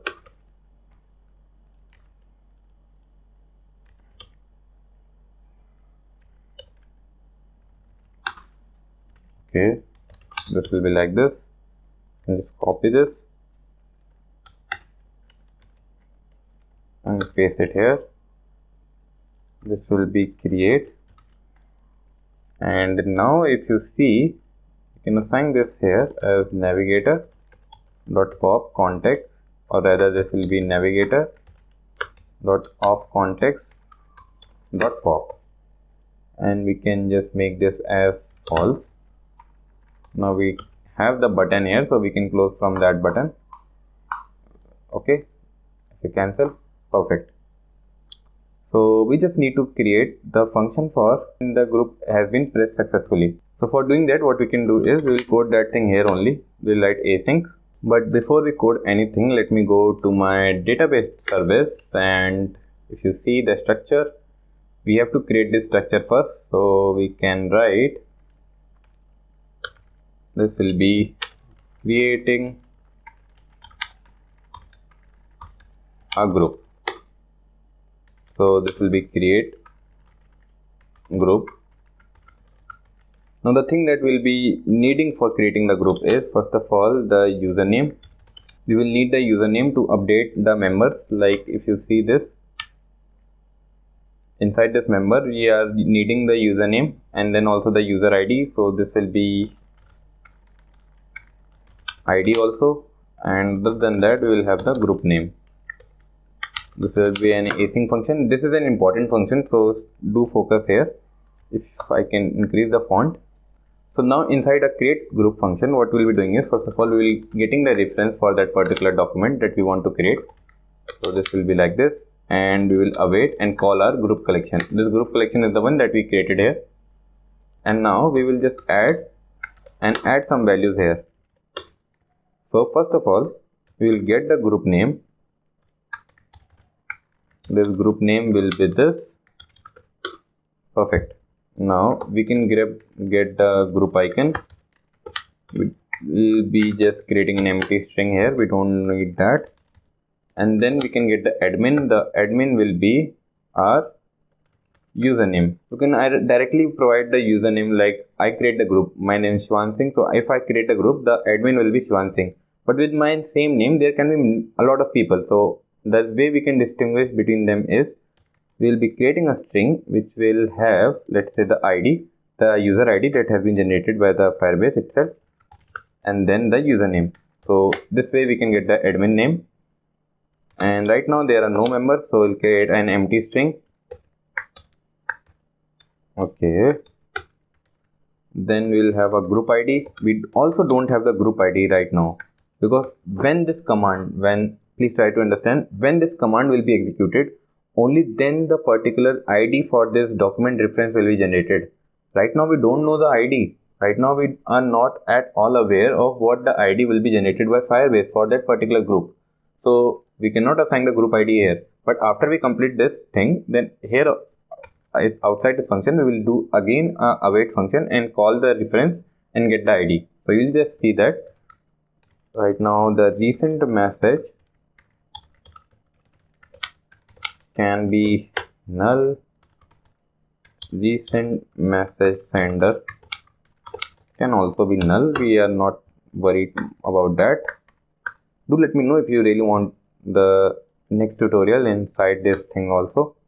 And now we got the group created. So the group was created here. What we will be doing is, first of all, we will be getting the document reference. So we'll getting the document reference and we will update some value. For updating some value, what we'll be updating is, we will update the members.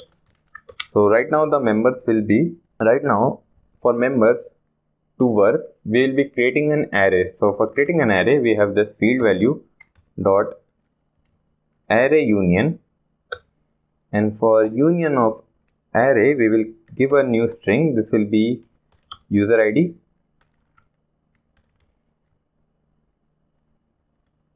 or I guess this will be in this format, user ID underscore,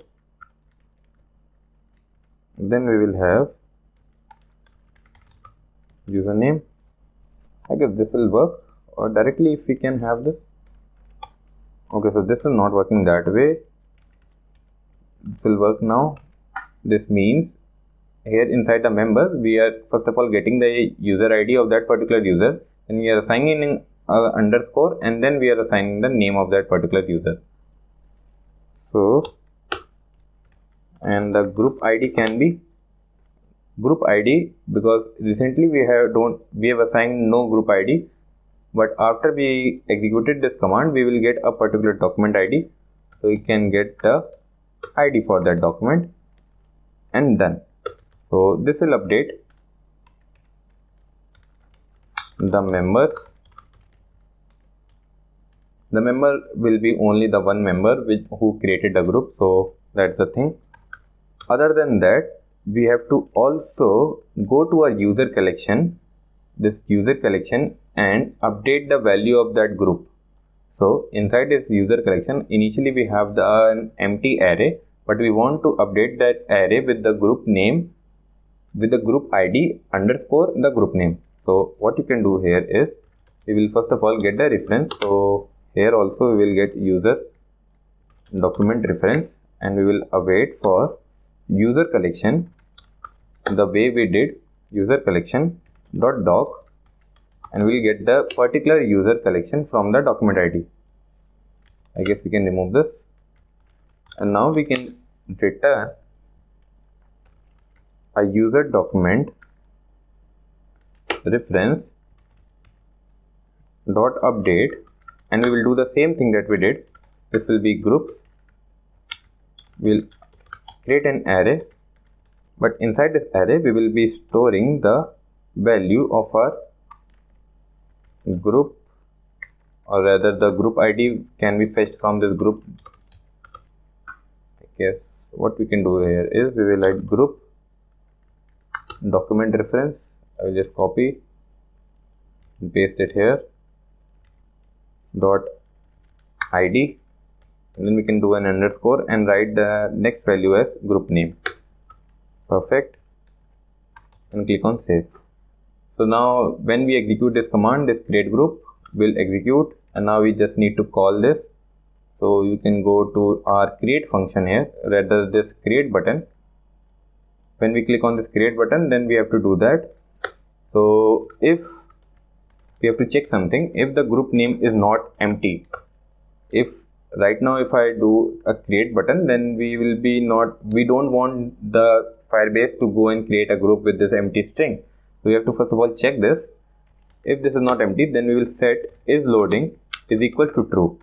Okay, and then what we can do is, we will do a database service user ID. So for getting the user ID, what we can do is, we'll write Firebase auth dot instance dot current user dot user, or rather the UID, I entered user here, and then we can create a group. Now the parameter that it is asking is the username, so we already have that. Then it is asking for the user ID, we already have that, and then it is asking for the group name. So if I go in here, this will be this Firebase auth dot instance dot current user dot UID. Group name will be this. So if I click on this, and when this is completed, then we can change is loading to false again, and do our navigator dot off context and a pop, and show snack bar. We will do a color as green, and message can be group created successfully. Click on save. We'll just decrease the screen size. Okay, Now if you see a simulator, and also I'll open the Firebase here. So currently we don't have any group. If I click on this, and here if I write Flutter community, then do watch what will happen here. Group created successfully, and we get a hello here. And also on the side screen, you can see inside our Firebase screen, you can see we have a group ID underscore the group name, but we are not shown with the group collection because we would have to reload this. And we have a collection here with the name groups, and inside this we will have a document ID which will be the group ID also. And we currently have the user ID underscore the name, admin is user ID underscore the name, user is this, we have the list, and also inside a group we have the list. That means the logic is working fine, but I was not shown with the loading button, okay, because this created a group so instantly that login button was not working. I don't know why.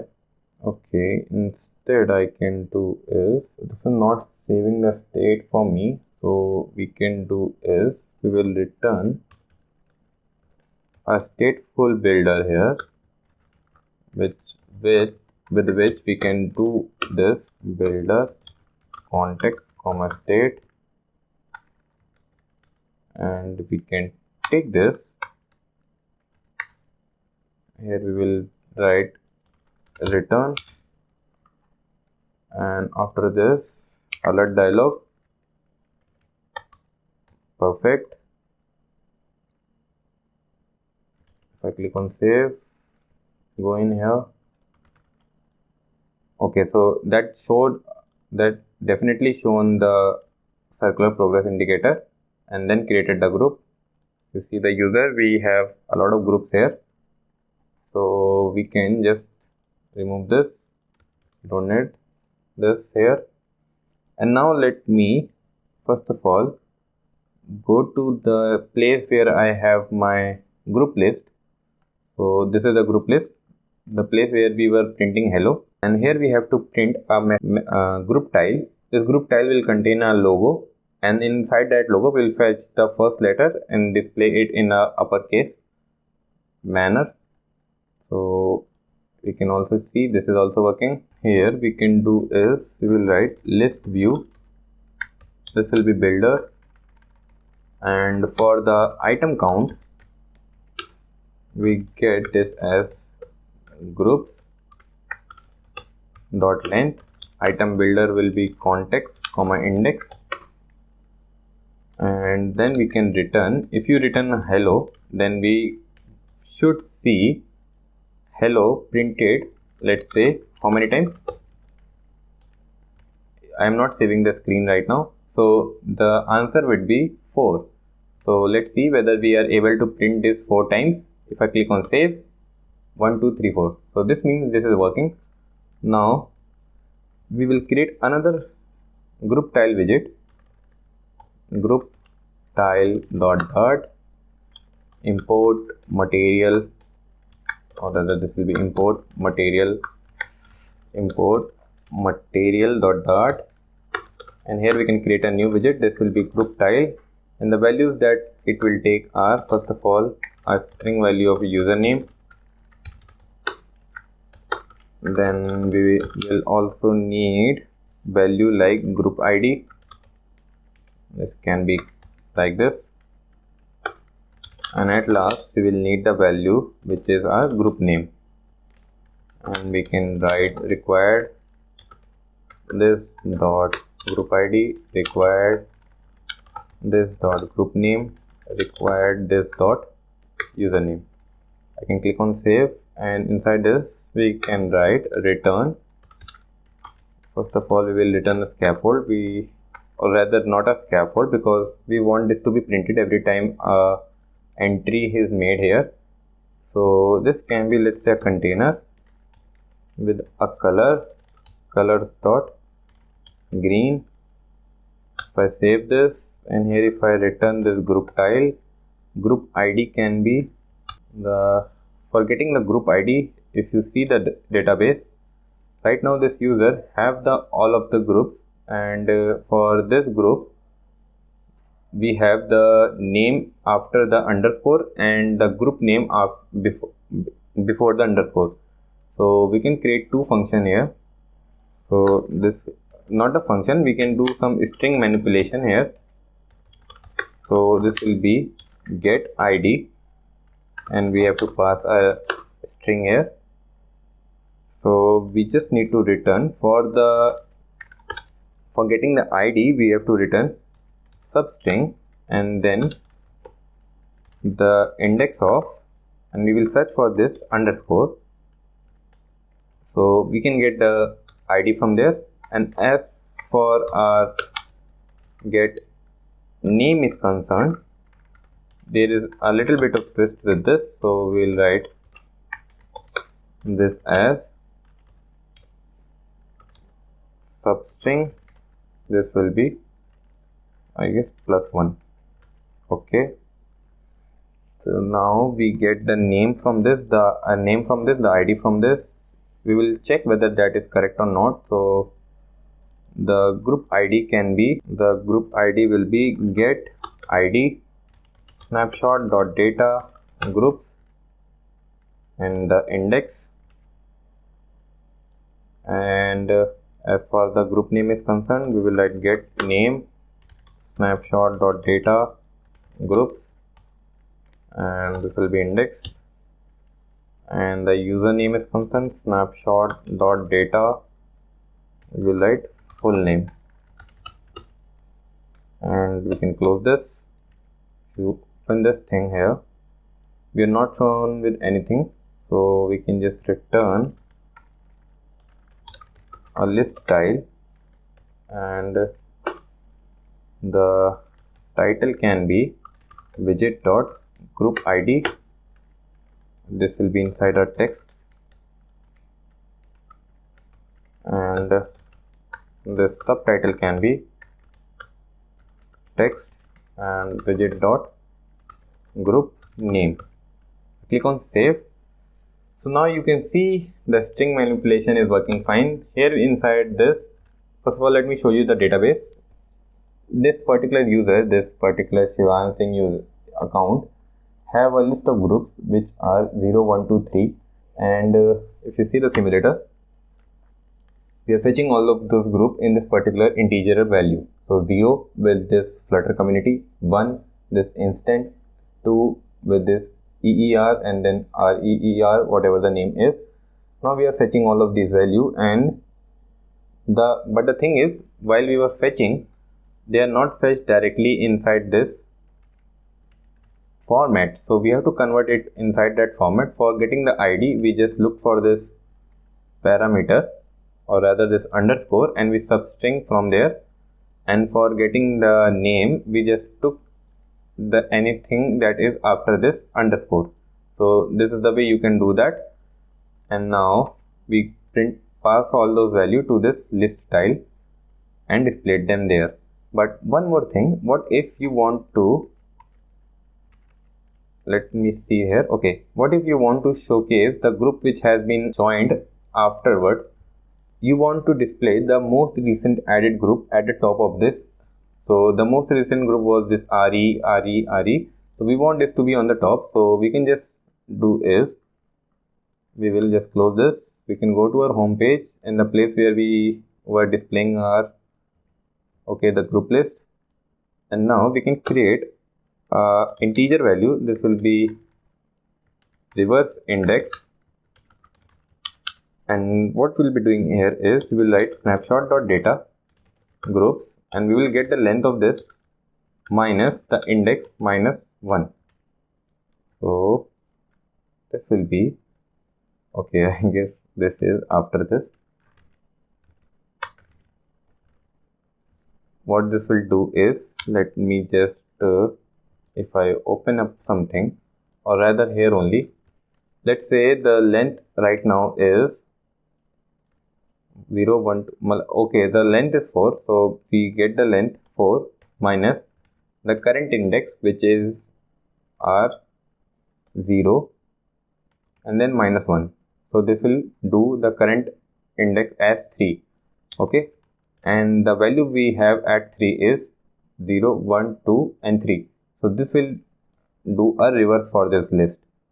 So if you write this reverse index here, okay, reverse index, you can see we have the most recent group on top and then all of these values.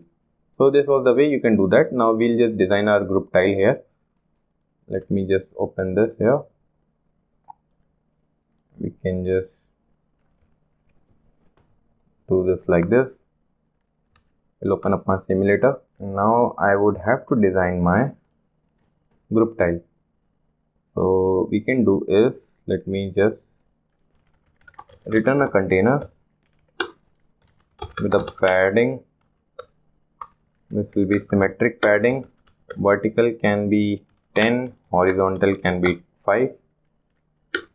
Child will be a list tile with a leading icon as circle avatar and a radius of 30.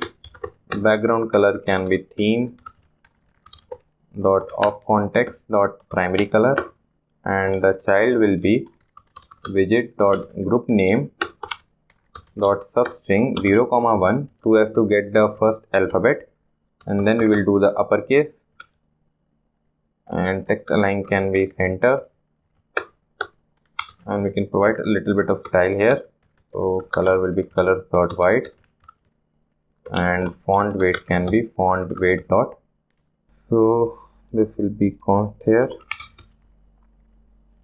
So we got this value here, or rather if you do this as 600, this is also okay,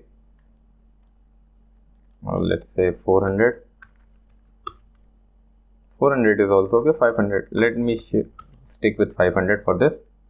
Now we got the child here. For this circle avatar, the leading one, we can get the title like widget dot group name with a style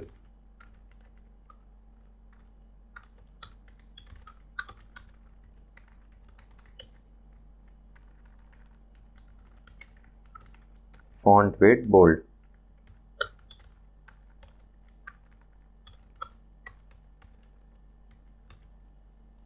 So we got all of the group name here, and the subtitle can be text. Join the conversation as, this will be widget dot username with a little bit of style as, in this I will give the font size as 13. Click on save. Okay, we got all the groups here, and now this was done for the home screen. All we need to do is, let me just go to my what we have that, okay, group tile, and in this container we can do a tab with a gesture detector, and on tab can be, we have to go to next screen, which will be a chat page. We don't have the chat page right now, so if you open this and go to this and write chat page dot import material dot, do a stateful widget chat page, and we can return a scaffold. This chat page will contain few values, like, which will be, first of all, the group ID, second can be group name, and also the current username. We can do required this dot group name, required this dot group ID, required this dot username. Okay, now if I close this, we have to provide some of the values here. So group name, we can do this,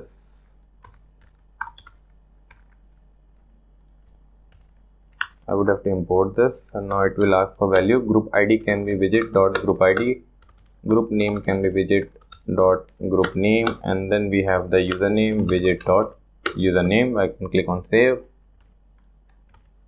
Now let's see whether chat page is working or not. So what I can do is the body tag, we will be printing the current name of group. What this means is, if I click on this group on the chat screen, in the center we will be shown with the Flutter community. Okay, I can go back, instant, okay, EER, RER, okay, this is working. Let me create another group, React community. If I click on create, group created successfully. Okay, we have this React community, and we can see all of the data is added here in the real time. And now it's time to code our chat page. So I will open this here, and also we'll open the simulator here. So we got all of these things done here. Right now we don't have anything in our search page, but we will do that in a while. So if you come here to our chat page, so let me just go in here, and we will design some of the things first, and then we will code the logic behind that. So for design part, we will do an app bar, and this app bar will have a center title true, elevation 0. The title will be widget dot group name, and let's say background color can be theme dot of context dot primary color. And then we will have, if I click on save, React community, okay, then we can provide an icon button here which will redirect us to the group info page. So this will be group info dot material dot. This will become a stateful widget, and I will write the name as group info, and we can return a scaffold. So this will do next screen, group info, icon can be icons dot info.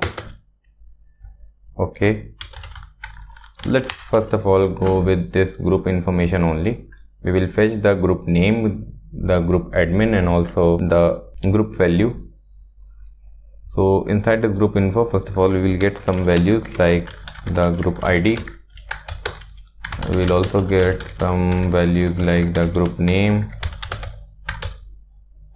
and we can get the value as admin name.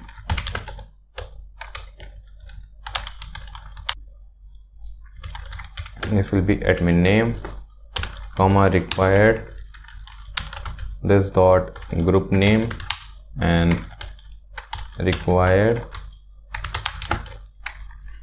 this dot group ID. You can click on save, and I guess I would have to provide all the values here. So first of all, okay, this will be group ID will be widget dot group ID, group name can be widget dot group name,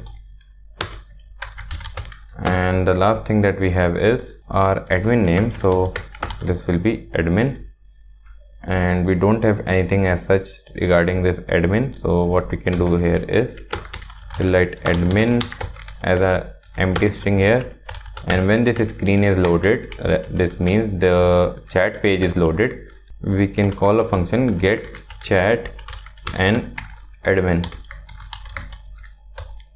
and we can create a function get chat and admin. For getting the chat, we will be creating a stream. So this can be a stream of type query snapshot, and this will be chat. And next thing can be, we will go to our database services, and here we have to create two methods. The first one will be getting the chat. Now for getting the chat, we can create this function get chat, then we have to assign the group ID, and then we will go to our group collection, or rather return our group collection with a document of this ID, group ID, and inside this group ID we will be creating another collection. Here you can see this group yeah boy have this another collection which will be with the name messages, and inside that messages we will create automatic document ID. Inside each document ID we will have message, sender and a time. So we can go to this group ID and then we will create another collection which will be messages, and we can just order them by time and then get the snapshots. So this get chat function is here, and other than the get chat function we can also create a function to get group admin. So for getting the group admin, this will be a future function, and we need to provide the group ID first, through which we can fetch the group admin. So this will be document reference, this will be group collection dot document group ID, and after we got the reference we can fetch the document snapshot. So this will be document snapshot d dot, or rather await d dot get, then we can return the admin as document snapshot admin. Now inside this get chat and admin function of our chat page we will call our database service, and we can get the chat. The group ID will be widget dot group ID, and then we will take all of those values and set the state as chat will be equal to value. Other than that we can again call this database service and then get group admin, which will be from the group ID, then take that value and assign that particular value to our admin value, this admin. And now if you go to this group information, and here if you print the admin, center child text widget group admin, this will be admin name. If you see our simulator, if we reload, for the React community the admin is this Shivansh@gmail only. So this will be, if I click on this React community, right now we don't have any chat messages as we have not coded that part. If you click on this group information, we are shown with the admin as the user ID of Shivansh Singh underscore the name. So we can also do a string manipulation here in this screen also. So I guess first of all let's code this group information only. If you see the screenshot, for the group information we have the app bar with a back button and a group information title. Then we have this container in which we will have the group icon in future and the group name and the admin. Then we have the members. So if you go in here, if we can find some way to keep this screen also, I guess, if I can open my simulator,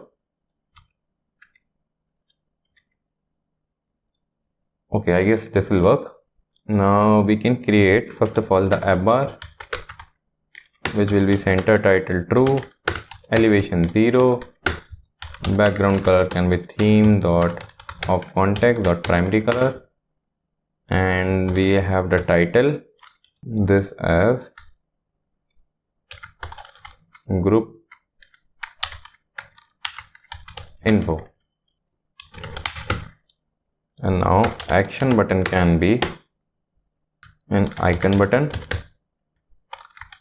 Through this button we will be removing or rather toggling the joining and closing of that group, but we can do that in while we will be coding the search page. So right now we can just have this as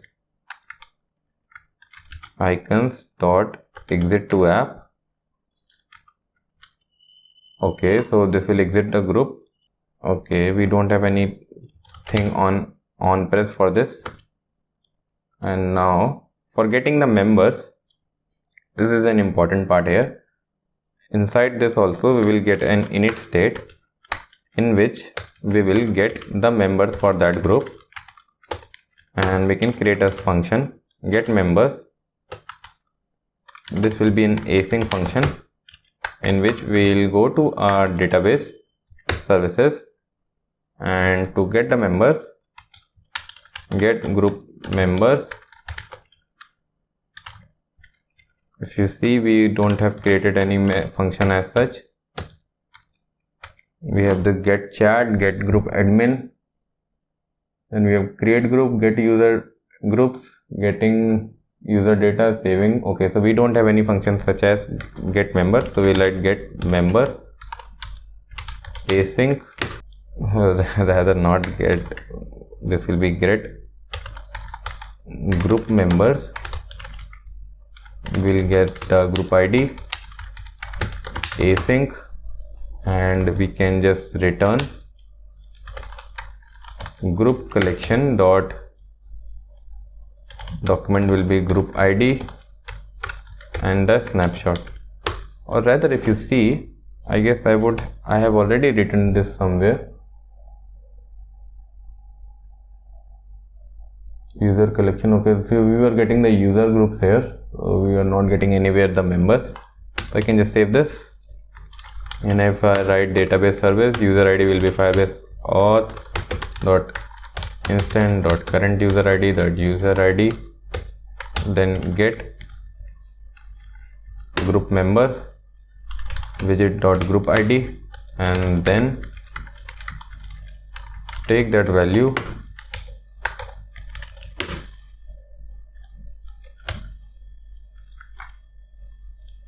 and set the state as members is equal to value. We have not created any values here, or rather the stream, so this will be stream members. Perfect.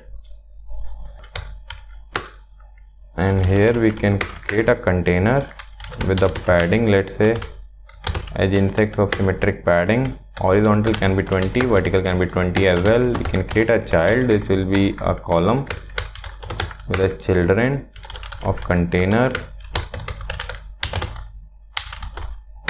20, and the decoration can be box decoration. Border radius can be 30, and the color can be primary color with some opacity, let's say 0.2. Okay, so we are showing this. This is a little bit done for this. Let me just create a child. Okay, so this child will be inside this column, which will be row. We want this as start. Children can be, first of all, circle F star, radius 30. Background color can be theme dot of context from primary color, and then we will have a child which will be text widget dot group name dot substring to uppercase, and style can be text style with the font weight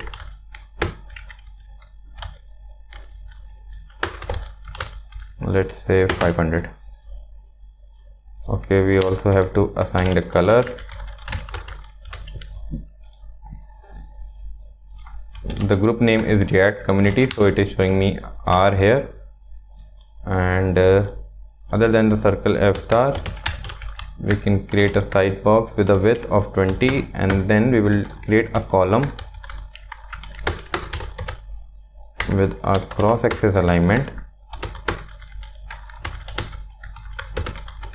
as start, and the children can be, this will be group. Here we will have the group name,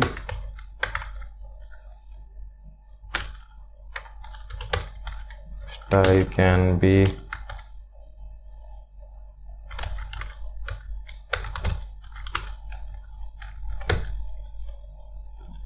font weight.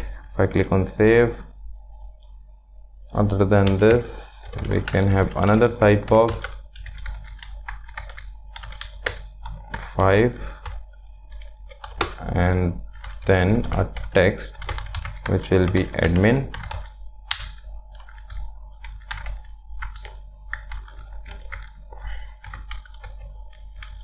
This will be widget.admin name. Okay, so we are getting this error because we would have to do the string manipulation here also. We'll write this will be get name and string of resource. String value can be r, and here I will do return r dot substring r dot index of, and search for this pattern and do a +1 here.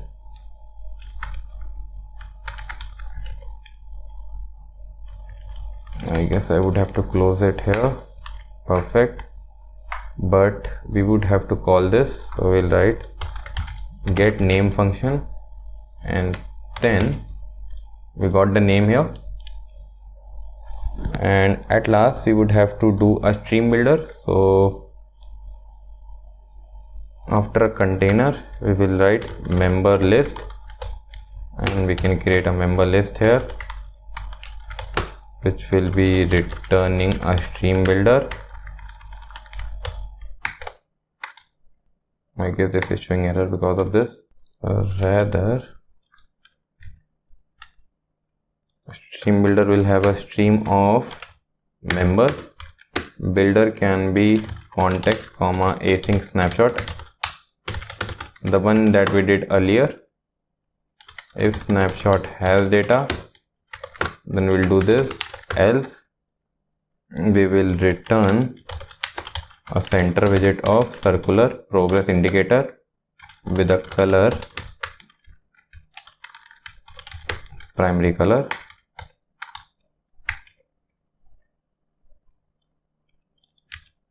Okay, if a snapshot has data, and we will check whether the snapshot dot data members first of all is not equal to null. If this is not equal to null, then we will do that, else we will return a center with a child of text no members, and we can just do this. And after that we will also check whether snapshot dot data members dot length is not equal to 0, else we will return this thing again. And here what we can do is we will return a list view dot builder with an item count of snapshot dot data members dot length, and item builder will be context comma index. We can provide shrink wrap to be true, and at last we will go to container, or rather we will just return a container with a padding, let's say edge insect dot symmetric, horizontal can be 5, vertical can be 10, child can be list style with a leading icon as circle avatar, and inside the circle avatar we can get the radius as 30. Background color can be theme dot of context dot primary color. Let's see if we reload, go to this React community, we are shown with this thing here, but we want the child to be a text. Inside this text we can get the name snapshot dot data members, and we can get the first index, and then inside this we can do substring 0, 1 then to uppercase, and style can be text style, with the color can be colors.white, and the font size can be 15, font weight can be bold. Perfect. We are showing this S here because the user that is only the member here is the Shivan Singh here. And then we can create a title. This title will be, let's say, text. We can get the name, which will be snapshot.data, members, and the current index. We got the name here, and we can get the subtitle, which will be getting the ID here. So for getting the ID, we can just go to my chat page, rather not on the chat page, rather the home page. For getting the ID, we can just copy this thing,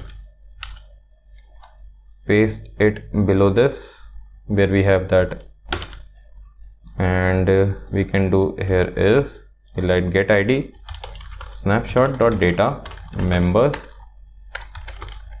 This will be index. And now we got this thing here. Let's see whether this is working if we add another member. So for checking that, I will open up my item. I will go to this particular project. This will be documents, and then we have our chat app Firebase, and I will run this in my Chrome. This way we will also check a new user if they sign in and join the group, and other than that we can also check whether our web application is working or not. So we will write this Chrome. Okay, this is okay. We'll just wait for Chrome to open, and now we got a Chrome browser open. If you just minimize this, if you register a new account here, let's say I write /flutter /flutter@gmail.com. You can also send your queries here inside this. If I enter the password 123456 and I click on register, I should be created with a new group, or rather the new account. Right now this account has no group, so that's the reason it is showing me this. If I search for, okay, I cannot search right now, so I'll have to implement that thing also. But okay, the web version is working, so I guess I would have to first of all take my simulator here, and this thing is working, which is our group information. Now we have to enable, or rather we have to provide the functionality of making the user join a particular group. So how you can do that is, if you first of all, this group information is done, you can just remove this. Now the important thing is the procedure of joining any group. So you can just go to the search page, and here we have to code a good amount of code. So first of all, if you open your search bar here, and inside this we will go and create our app bar, which will have an, let's say, elevation 0, background color can be background color can be theme of context dot primary color, and the title can be search with a few styles. Let's say font size can be 27, font weight can be bold, and color can be colors.white. We'll go to our body tag, and here create a new column. This will be children container. Let me show the design first. If you see, where is this? Okay, so we have to create this screen. So for doing that, we'll create a container. Color can be theme.of context.primary color. If you open up your simulator, if you save this, or rather save this, right now we are not shown anything. If you do a padding, edge insects, horizontal and a symmetric padding with a horizontal value as 15 and a vertical can be 10. Okay, we are getting a little bit there. We can create a row here with a children, expanded, and expanded will have our text field with a controller. Let's say this will be search controller. We don't have this, so we have to create this. This will be text editing controller, and we have the search controller. Done. We can provide some style as the text will be of white colors. If I save this, text will be of white color. Perfect. Border, we don't need this border, so what we can do is we will go in here and do the decoration. This will be box decoration, and hint text can be I mentioned this as a box decoration. This will not be the box decoration, this will be input decoration. And inside our input decoration, what we will have is, first of all, we can do input border as none. Now there will be no button here, this line there, and we can provide the hint style as color.white and font size can be 16. And we have provided the hint style, but we have not provided the hint text, so this will be search groups. Okay, this will be search groups. If I reload, we are here in our home screen. React community, RER, so that is working. If you click on this React community, if you click on this group info, that is also working. Now we just need to click on our search button, and we will have a button. If you see, we have the search button. So what we can do is we will write a container after this expanded view. So this will be here,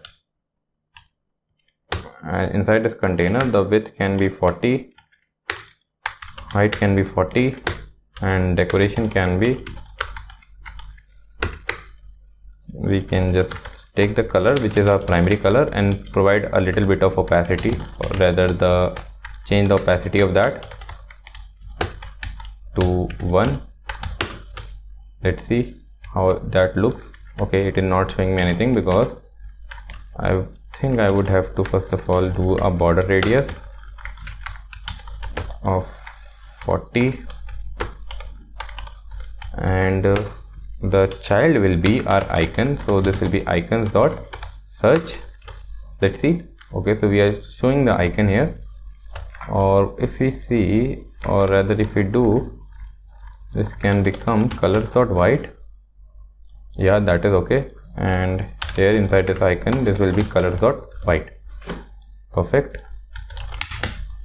And inside this container, we can wrap this with a gesture detector, and on press can, or rather this on tap can be, this can be initiate search method, and we can call this here initiate search method. Perfect. And after this container, if the following thing is loading, so for loading thing also we have to create this. If this is loading, then we will show a center circular progress indicator with a color, primary color.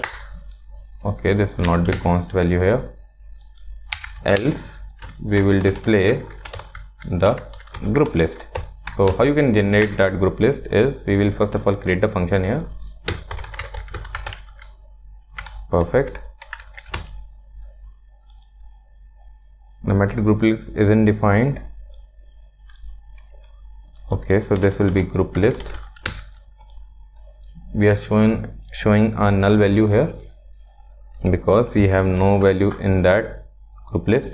So first of all, we have to initiate the search, and as soon as the search is initiated, we will do first of all we will check whether the search controller dot text is not empty. If that is not empty, then we will do is loading to be true, and then we can await database service, and here we have to create a function in which we can search a particular user by their name, or here we can search the group by their name. So this will be database service. Here we will write search. This will become search by name. We can take the group name, and then we will return group collection dot, then we can return where group name is equal to group name. This is same as we did for our email when we were logging into the user. Here you can see, and then we can get all those values and done. And here if you see, we'll search by name. This will become search controller dot text, and then take all those snapshots and set state. Set state will do is, first of all we have to create this query snapshot. This will be search snapshot, and we have to create another value whether a particular user has searched. So this will be has user searched, so this will become false. And here inside our initiate search, what we'll be doing is first of all assigning the value of search snapshot to the particular snapshot, and then changing the is loading to be false, and has user searched is equal to true. So initiate search is done till that part, and now we can return has user searched. If user has searched, then we will do list view dot builder, else we can just return a container.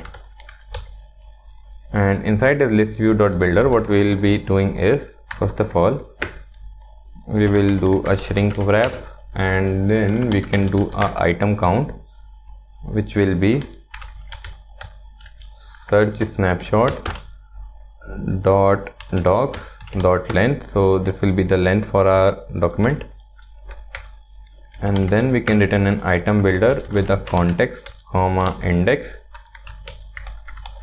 and in there we can return the group tile. So we would have to create that function group tile. So let me write widget group tile, and it will take values such as the username, the group ID, the group name, and also the admin. I guess I would have to return something. Let's say I return hello here, and this group tile will contain value which is first of all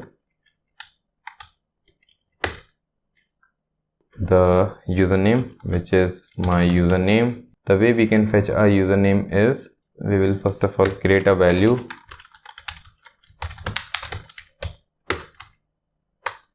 and inside our init function we'll create a function get current user ID and name. So for getting the current user ID and name, I would have to create an async function here, and I will await get user name from shared preferences, then set the state, and I can do string. Okay, the username is already done. So I will write this value. This can be an empty value, so that's the reason it is asking me to provide an exclamation mark there. And as far as our user ID is concerned, so we can create an instance of user here, and we will take this user and get the current user. And as far as this username is concerned, we are passing the username. Then we can go to a search snapshot .docs. We can take the index, and here I can pass the group ID. Then we can copy paste the same thing. Then other thing that we need is a group name,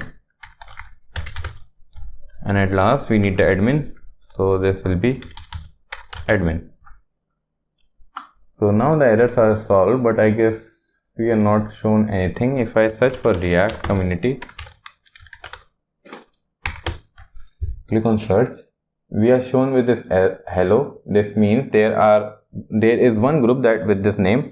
If we search for React only, there is no group with this name, so we are shown with nothing. So now that is, I guess, working. This means a little bit of things are working. The search app bar is done. We have the search in center. Then we have this text field also done, and I guess the logic behind implementing the search functionality is also working. If you see this toggle button, this means that if the user is joined in the database, if the user is already present in the group, then this will show as a joined button here. And if the user is not present in the database, then we will be showing an option to join the particular group. So how you can check that is, if you go to our database service, here we would have to create a new function which will return a boolean value. What this boolean function will do is, it will take the particular user value and check whether that user value is available in the group. If that value is available in the group, then it will return a true. If that value is not available in the group, then it will return a false. Now let's see how we can do that. Is, first of all, this will be a future value which will return a boolean value, that is true or false. So is user joined? So we have to first of all check whether the user has been joined or not. So this will be the name of the function. Now for checking that, we will need some values like the group name.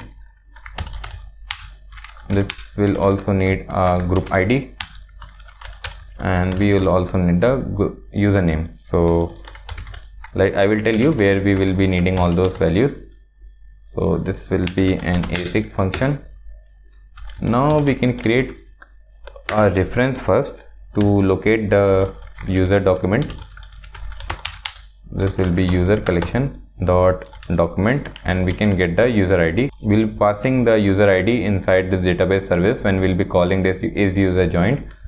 So you need not to worry about that. And then we can get the snapshot for that. This will be await user document reference dot get. So now we got, first of all, we located a particular document, then we got the snapshot from that. And now let me just create, and now let me just await for user document snapshot, or rather this is with the name document snapshot. And here we have to check the groups. So this will be of type, I guess this is of type list, so we can write dynamic, and this will be groups. So this is okay. Now we will check whether if groups dot contains, if this group contain, first of all, the group ID. So this will be group ID underscore the group name. If this exists, then what we can do is we will return a true, else we will return false. Okay, so this will be return false. And now before we call this group tile, I mean, let's say you search for a particular query, then we called a group tile. This means if you search for this React community, you call this group tile in which you just printed a hello, But before printing an hello, we will need a function to check whether user already exists in group. Okay, for checking that value, we can create join value, or rather this will be joined or not, and then we can take the username, the group ID, the group name and the admin name, and we can create this function joined or not, and we will have our username, then we will have the group ID, then we will have the group name, then we will have the admin. And here what we have to do is, first of all, we will call our function that we just created. So this will be database service dot, but inside this database service we have to also assign the UID. So this will be user.uid, which we created above. Here you can see user.uid. You can remove this. And now is user joined, so the group name will be the group name, this will be group name, the group ID and the username, and then we can take that value and set the state as is joined to be the particular value. So is joined is not created yet, so what we can do is, first of all, we can create is joined, and now is joined has been successfully set here. So here we can do is, we will return list tile content padding. Let me just do it here. Symmetric, horizontal can be 10, vertical can be 5, child can be, rather we don't have any child in this, we have a circle avatar with the radius 30, background color will be as usual our primary color, then we will have the child which will be our group name dot substring 0,1, then to this to be an uppercase, style can be, let's say, color can be colors dot white. Let's see whether that will work. Okay, so React community is showing here. This is a thing that I really love about Stream Builder. The data is loaded so instantly that you enjoy working with it. So we can assign a subtitle here. This will be admin, and to get the admin we will get this admin, but right now the admin is shown with this long string. That means we have to do a string manipulation again. We can go to our chat info where we did the string manipulation, or rather this was the group info. I'm writing this as the chat info. You can take all these values here, paste it here, and for getting the admin, what you can do is we will get name, and this will be admin. Let's see. Okay, the admin is Shivan Singh. This is a subtitle, but we need the title. So for title, this will be group name, and the style can be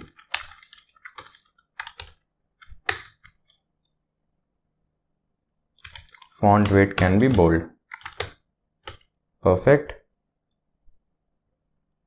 Rather bold is not looking that good, so we will do 600. Yeah, that is okay. Admin is Shivan Singh, the React community, and now we will have a trailing button. So this will be an inkwell button, and on tap can be an async function, and other than that we will have a child. So the child will be is user joined. That means if the user is successfully joined to the group, then we will show one container in which we will have a value such as if the user is joined, then we will show the joined button. So decoration can be box decoration, border radius dot circular 10, color can be colors dot black, and border can be border dot all with the colors white and a width, let's say 1. I save this. Right now it is showing me error because the trailing is not happening here. We can provide a padding, and now that will work, I guess. A symmetric padding of horizontal 20, vertical can be 10, and the child will be, this will be joined. Style can be text style,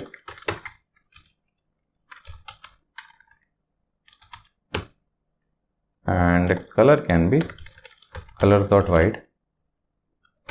So we can do the same thing for this also. This will become box decoration. Border radius can be border radius dot circular, and color can be our theme color.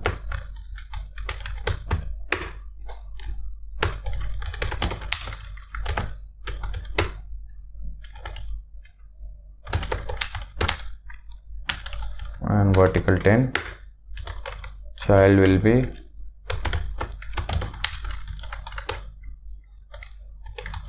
join button with a text style of white.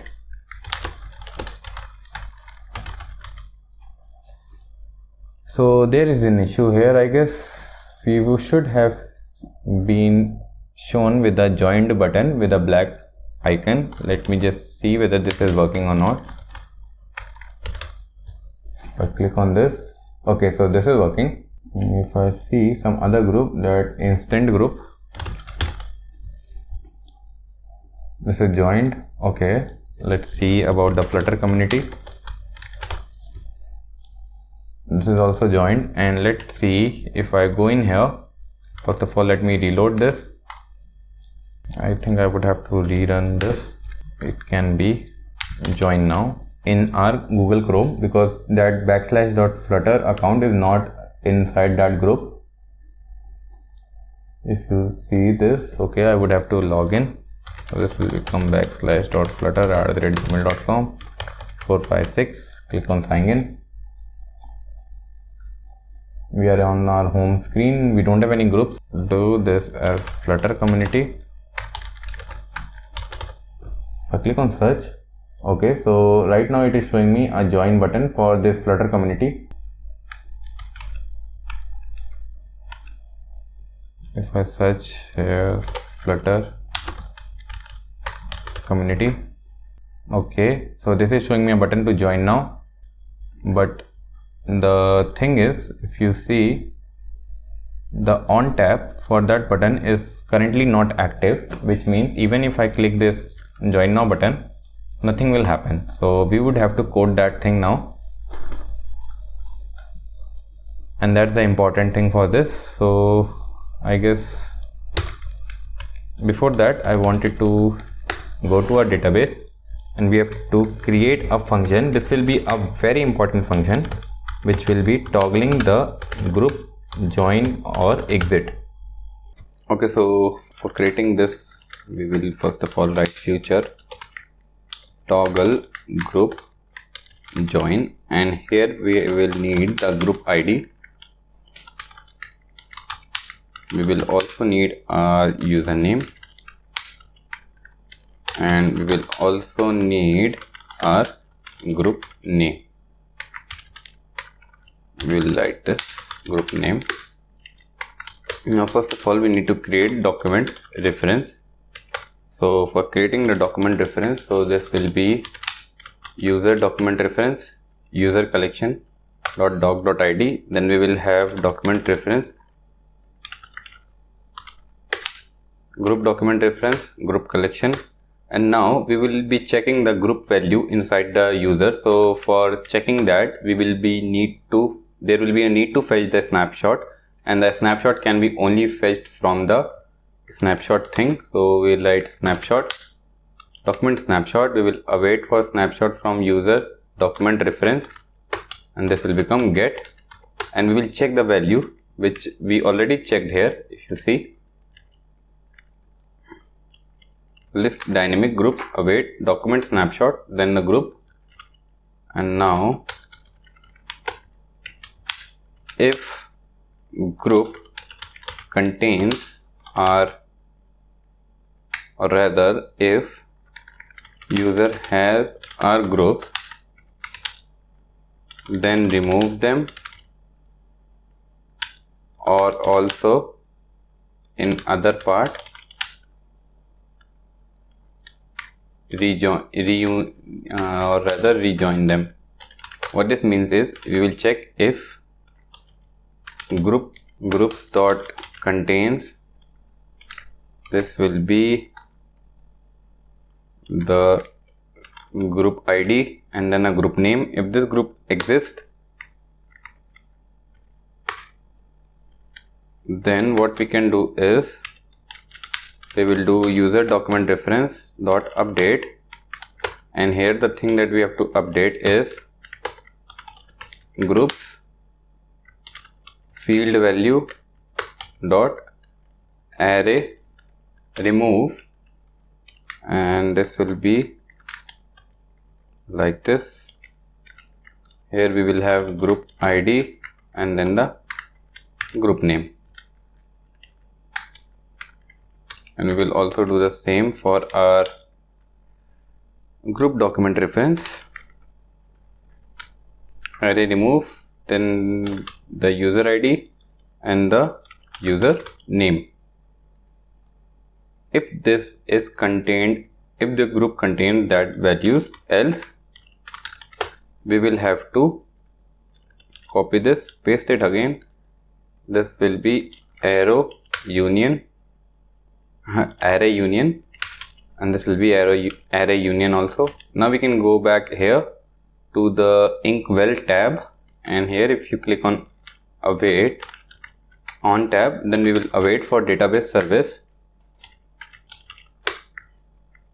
The user ID will be user.uid, then we will do a toggling group information.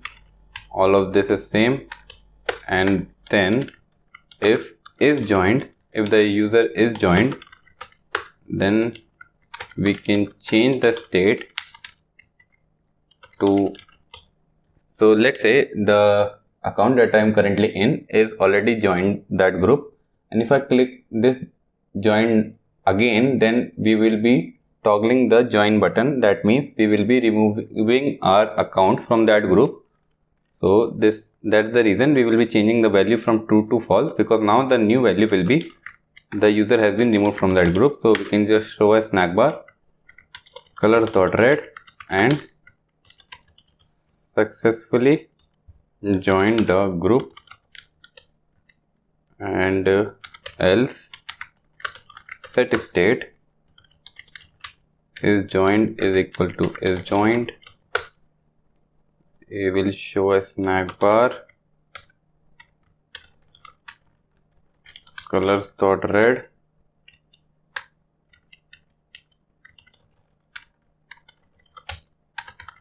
message can be left the group, then the group name, and here what we can do is we will change this to green, and after showing the snack bar we can do a future.delay of, let's say, 2 seconds, and after that 2 seconds we will do a next screen replace, or rather the next screen, and that will be our chat page, in which we will get the group ID. This will be group ID, the group name, the username, and at last we can just save this. This will not be a const value here, and perfect. So this was everything for the search screen. Let's see whether this is working or not. If you just reload this, I think this is causing issue. We'll just run the Chrome browser again, /flutter gmail.com 1 2 3 4 5 6. You can click on sign in. Now we are inside this. If you go to search option and search for Flutter community and click on search, if you are not joined, then you will be shown with the option to join now. So click on join now, then you will be seen that this button has been changed to join and you are redirected here. And even if you see this Flutter community, the data has not been updated. Let's see why is this so. If you see this user,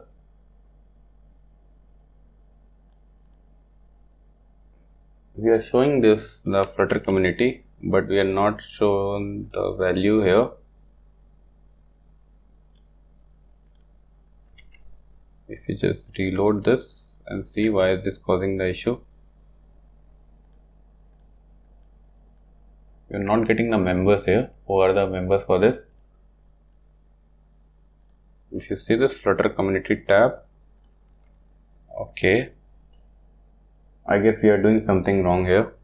So if you go to our database services, instead of adding the value to our group members, this has created a new group. Okay, the reason is, if you see database services, here we have the groups. Then for the field where we will be doing for the user, we have the value inside our groups. So we were doing here, but for our groups collection, we have the values inside our members. So that's the reason it was causing error.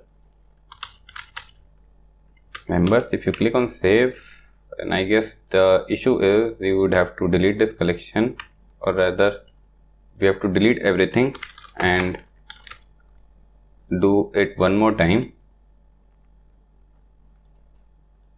Delete everything, and also in our authentication tab we can delete these two accounts.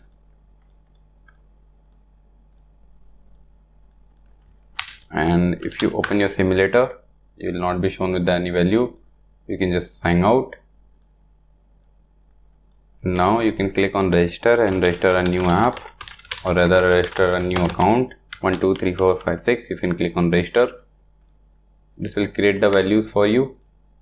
Here you can see the user tab has been created. We got all of these values. Right now there are no groups, so let's say I create a new group, which will be Flutter community. And click on create. Group created successfully. Okay, right now the group is this. If you reload, the member is this, the group section. Okay, now if you just restart this Chrome browser also,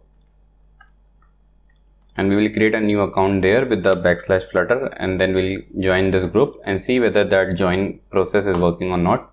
The join, or rather exiting the group, is working or not. So we got this open. Now we can register a new account. This will be /Flutter /flutter@gmail.com 1 2 3 4 5 6. If I click on register, it opens. Also see this. Once we join the group, a new member should be added here. Let's see. I write Flutter community, click on search. We got a new group here. Okay, the /Flutter has been added successfully, and if you see the members, we are fetching the two members here, and also inside the home screen we get this Flutter community group in this account. Let's say this /Flutter creates a new group. This will be React.js, React developers. I click on create. I go to my simulator and here I write React developers. I click on search. We got the group here. If I click on join, the group has been joined, and we also go there. Let's say the user is already joined, and what will happen if we delete the values, or rather if we unjoin the group? So the value has been deleted, left the group React developers. And also inside the groups, if you see the member React developer, earlier there was this Shivan Singh. Okay, the value has been added, the value has been removed. So the joining and closing process is working fine. The only thing I guess that we have to do is to prepare the chat functionality, and rest everything is working fine. So we just need to code our chat page and everything will be good to go. But if you see this, and here is the option to exit the group, but if you click, nothing will happen. So we can code that thing also. This will be chat page. If you see the chat page, group info, inside this group info we have this app in our app bar, this icon button. So what this will do is it will just copy the same thing that is inside our drawer. So if you go in our profile page and just copy everything this from here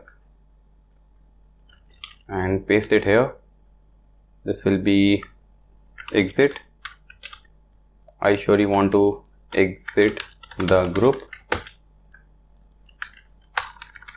Okay, and then we will have first of all this, and the other thing will be on press can be user id can be firebase auth dot instance dot current user dot id toggling group join. Group id will be group join, username will be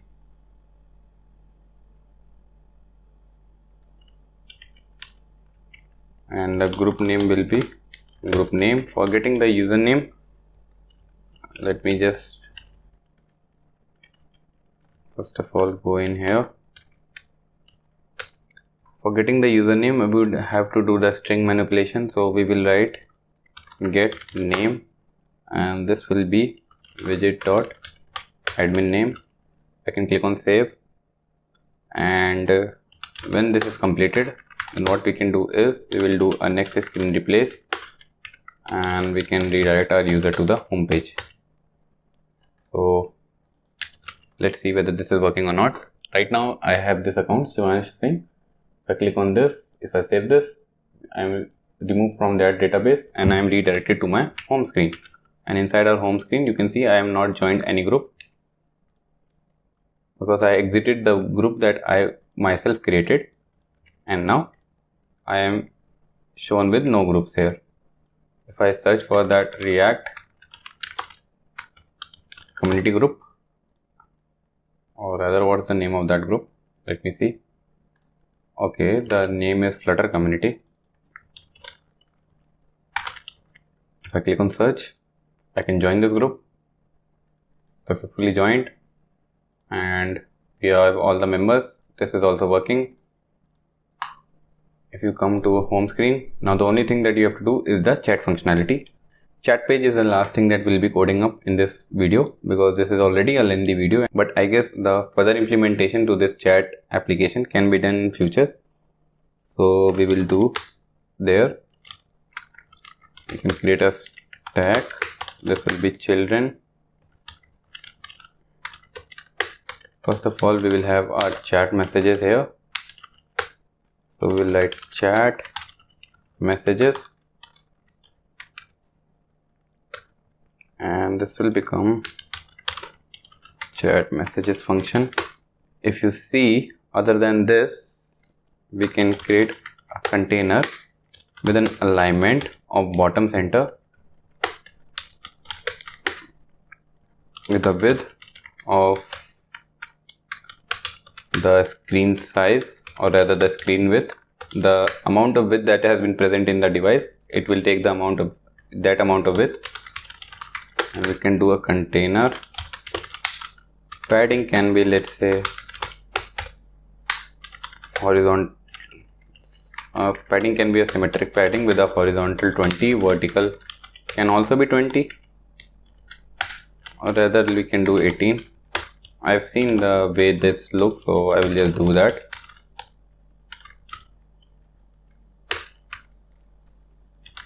Child can be row with the expanded text form field, and the text form field will have a controller which will be a message controller. So we will go here, we will write text editing controller. This will be our message controller. Perfect. Here we will write message controller and then define some styles such as text style. Color will be white. Let me see why is this causing the issue. We have to also provide the width here. So this can be, we will have a decoration with a hint text of send a message, hint style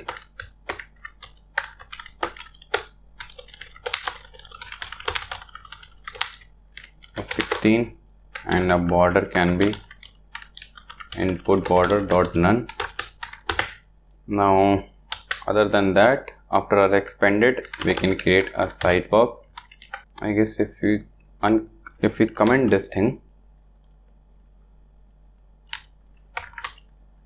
then we are shown with this. So here we can write side box with a width of 12. We can do a container which will be of height 50, width 50, and decoration can be box decoration with a color theme dot of context dot primary color, and border radius can be 20, and the child can be our icon. So the icon will be the send icon. So this will be icon dot, I guess, send.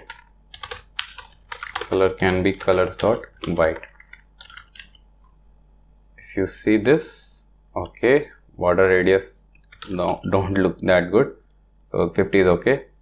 If you change this to 40 also, or rather let's say 30 also, the 30 is the rounded button here. So we got that thing done, and on tab will be, for that button will be inside the gesture detector, on tab send message, and then we will also create a function send message. Perfect. So now the thing that we have to do is, first of all, we have to fetch all the chat messages. So for fetching all the chat messages, we will do a stream builder, and inside this stream builder we will get the stream as chats. Builder can be our context comma async snapshot, which will be snapshot. Okay, this will be async snapshot, and if this snapshot has data, then we will return a list view dot builder, else we will return a container, and the item count can be snapshot dot data dot docs dot length, and item builder will be context comma index, and at last we will be creating a final file which will be, if you go in here, this will be message style dot dart. We will import material dot dart here. We will write message style, and what we can do here is we will return a container. This message style will take some value which we have to provide. So first of all, we will be doing a final string message. Other than the message, we will also get the sender and final boolean value which will be sent by me. Okay, now we can do required this dot message, required this dot sender, required this dot send by me. If I click on save, now inside this item builder we will return our message tile, which will take few values like the message. The message will be snapshot.data.docs index.message. I think I've already shown you the message format. So this will be the message, sender and a time. So if you go in here, message, then the sender will be snapshot.data.docs, then we'll get a current index, and this will be sender, and at last the boolean value. So sent by me will be somewhat like widget.username is equal to snapshot.data.docs index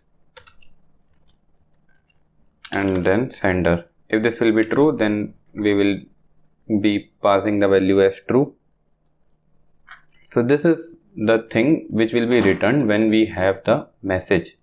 But what if we don't have any message? Then that will return a container, which you can see right now we only are returning the container.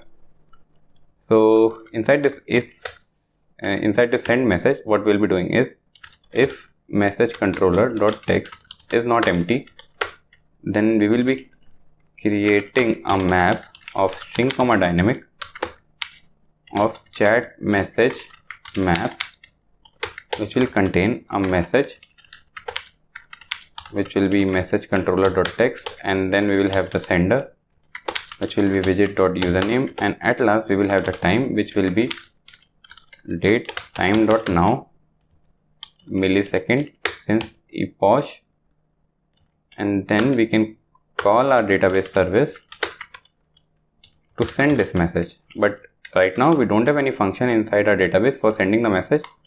So we'll go to database service, and we will, I guess, we will create a last function which will be send message. So we will write send message. For the send message we will have the group ID, then we will get the map which will contain the message model. So this is chat message data, which will be an async function. So we can go to our group collection and get the particular group. Inside that we will get a messages section, and then we will add our chat message data. Also we will update the group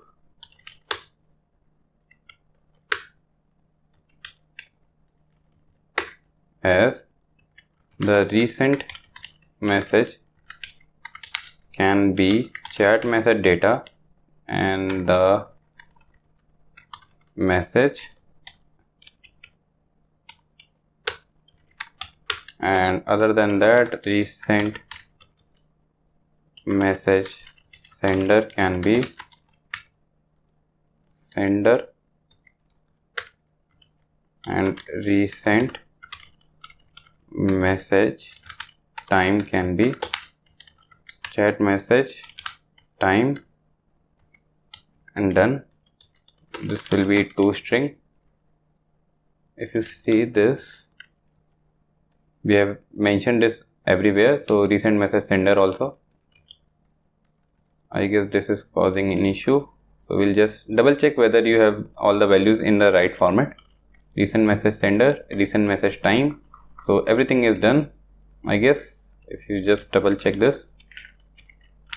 Now if you go to this place where we have the thing, so this send message will take two values, which will be first of all the group ID. So this will be group ID, and this will be chat message map, and done. Then we can set them, then we can just empty the search editing controller, or rather this message controller. I am mentioning search editing controller, and now I guess this should do the work for us. Let's see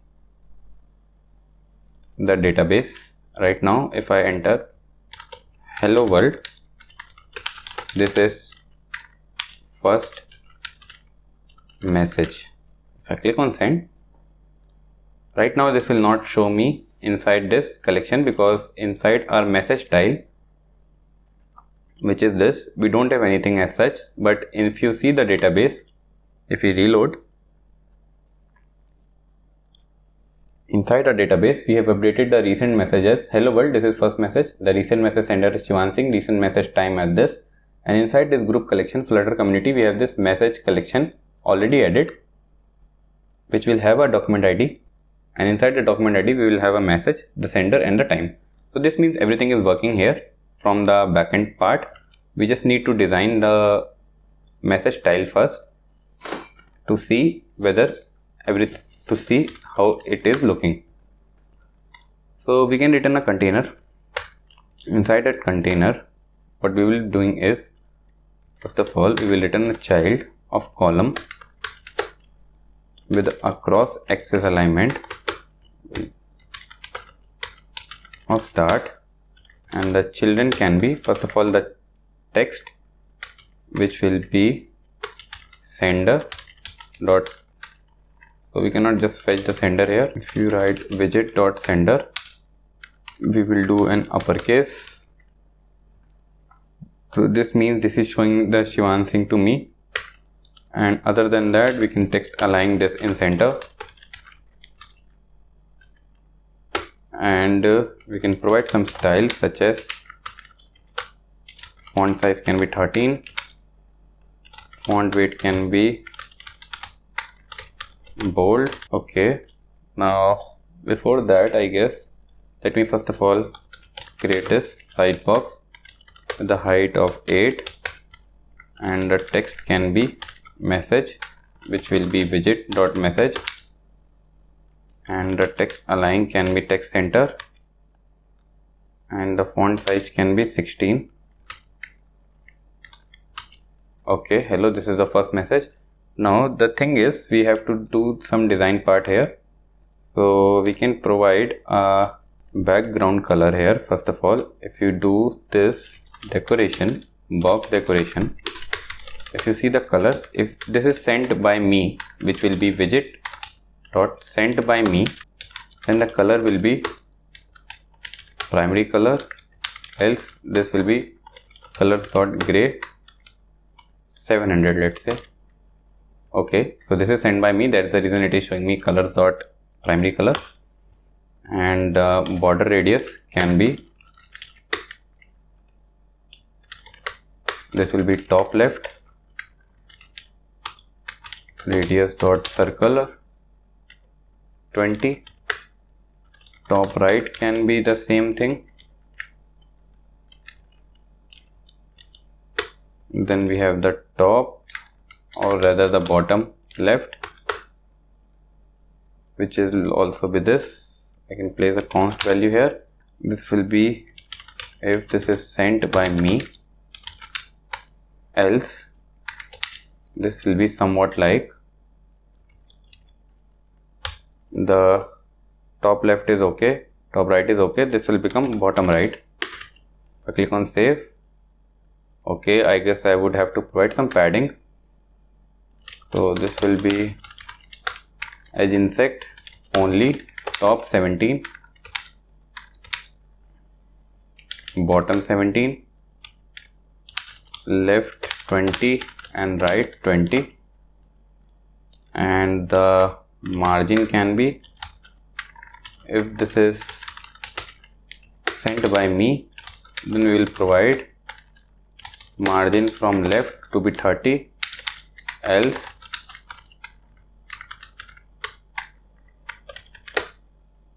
margin from right to be 30. Okay, above this container we can wrap this inside one more container, which will provide some padding, which will be like edge insect dot only, top can be 4, bottom can be 4, left will be, if this is sent by me, then it will be 0, else 24, and right can be, if this is sent by me, this will be 24:0. You can play around these values according to your choice and find the best match.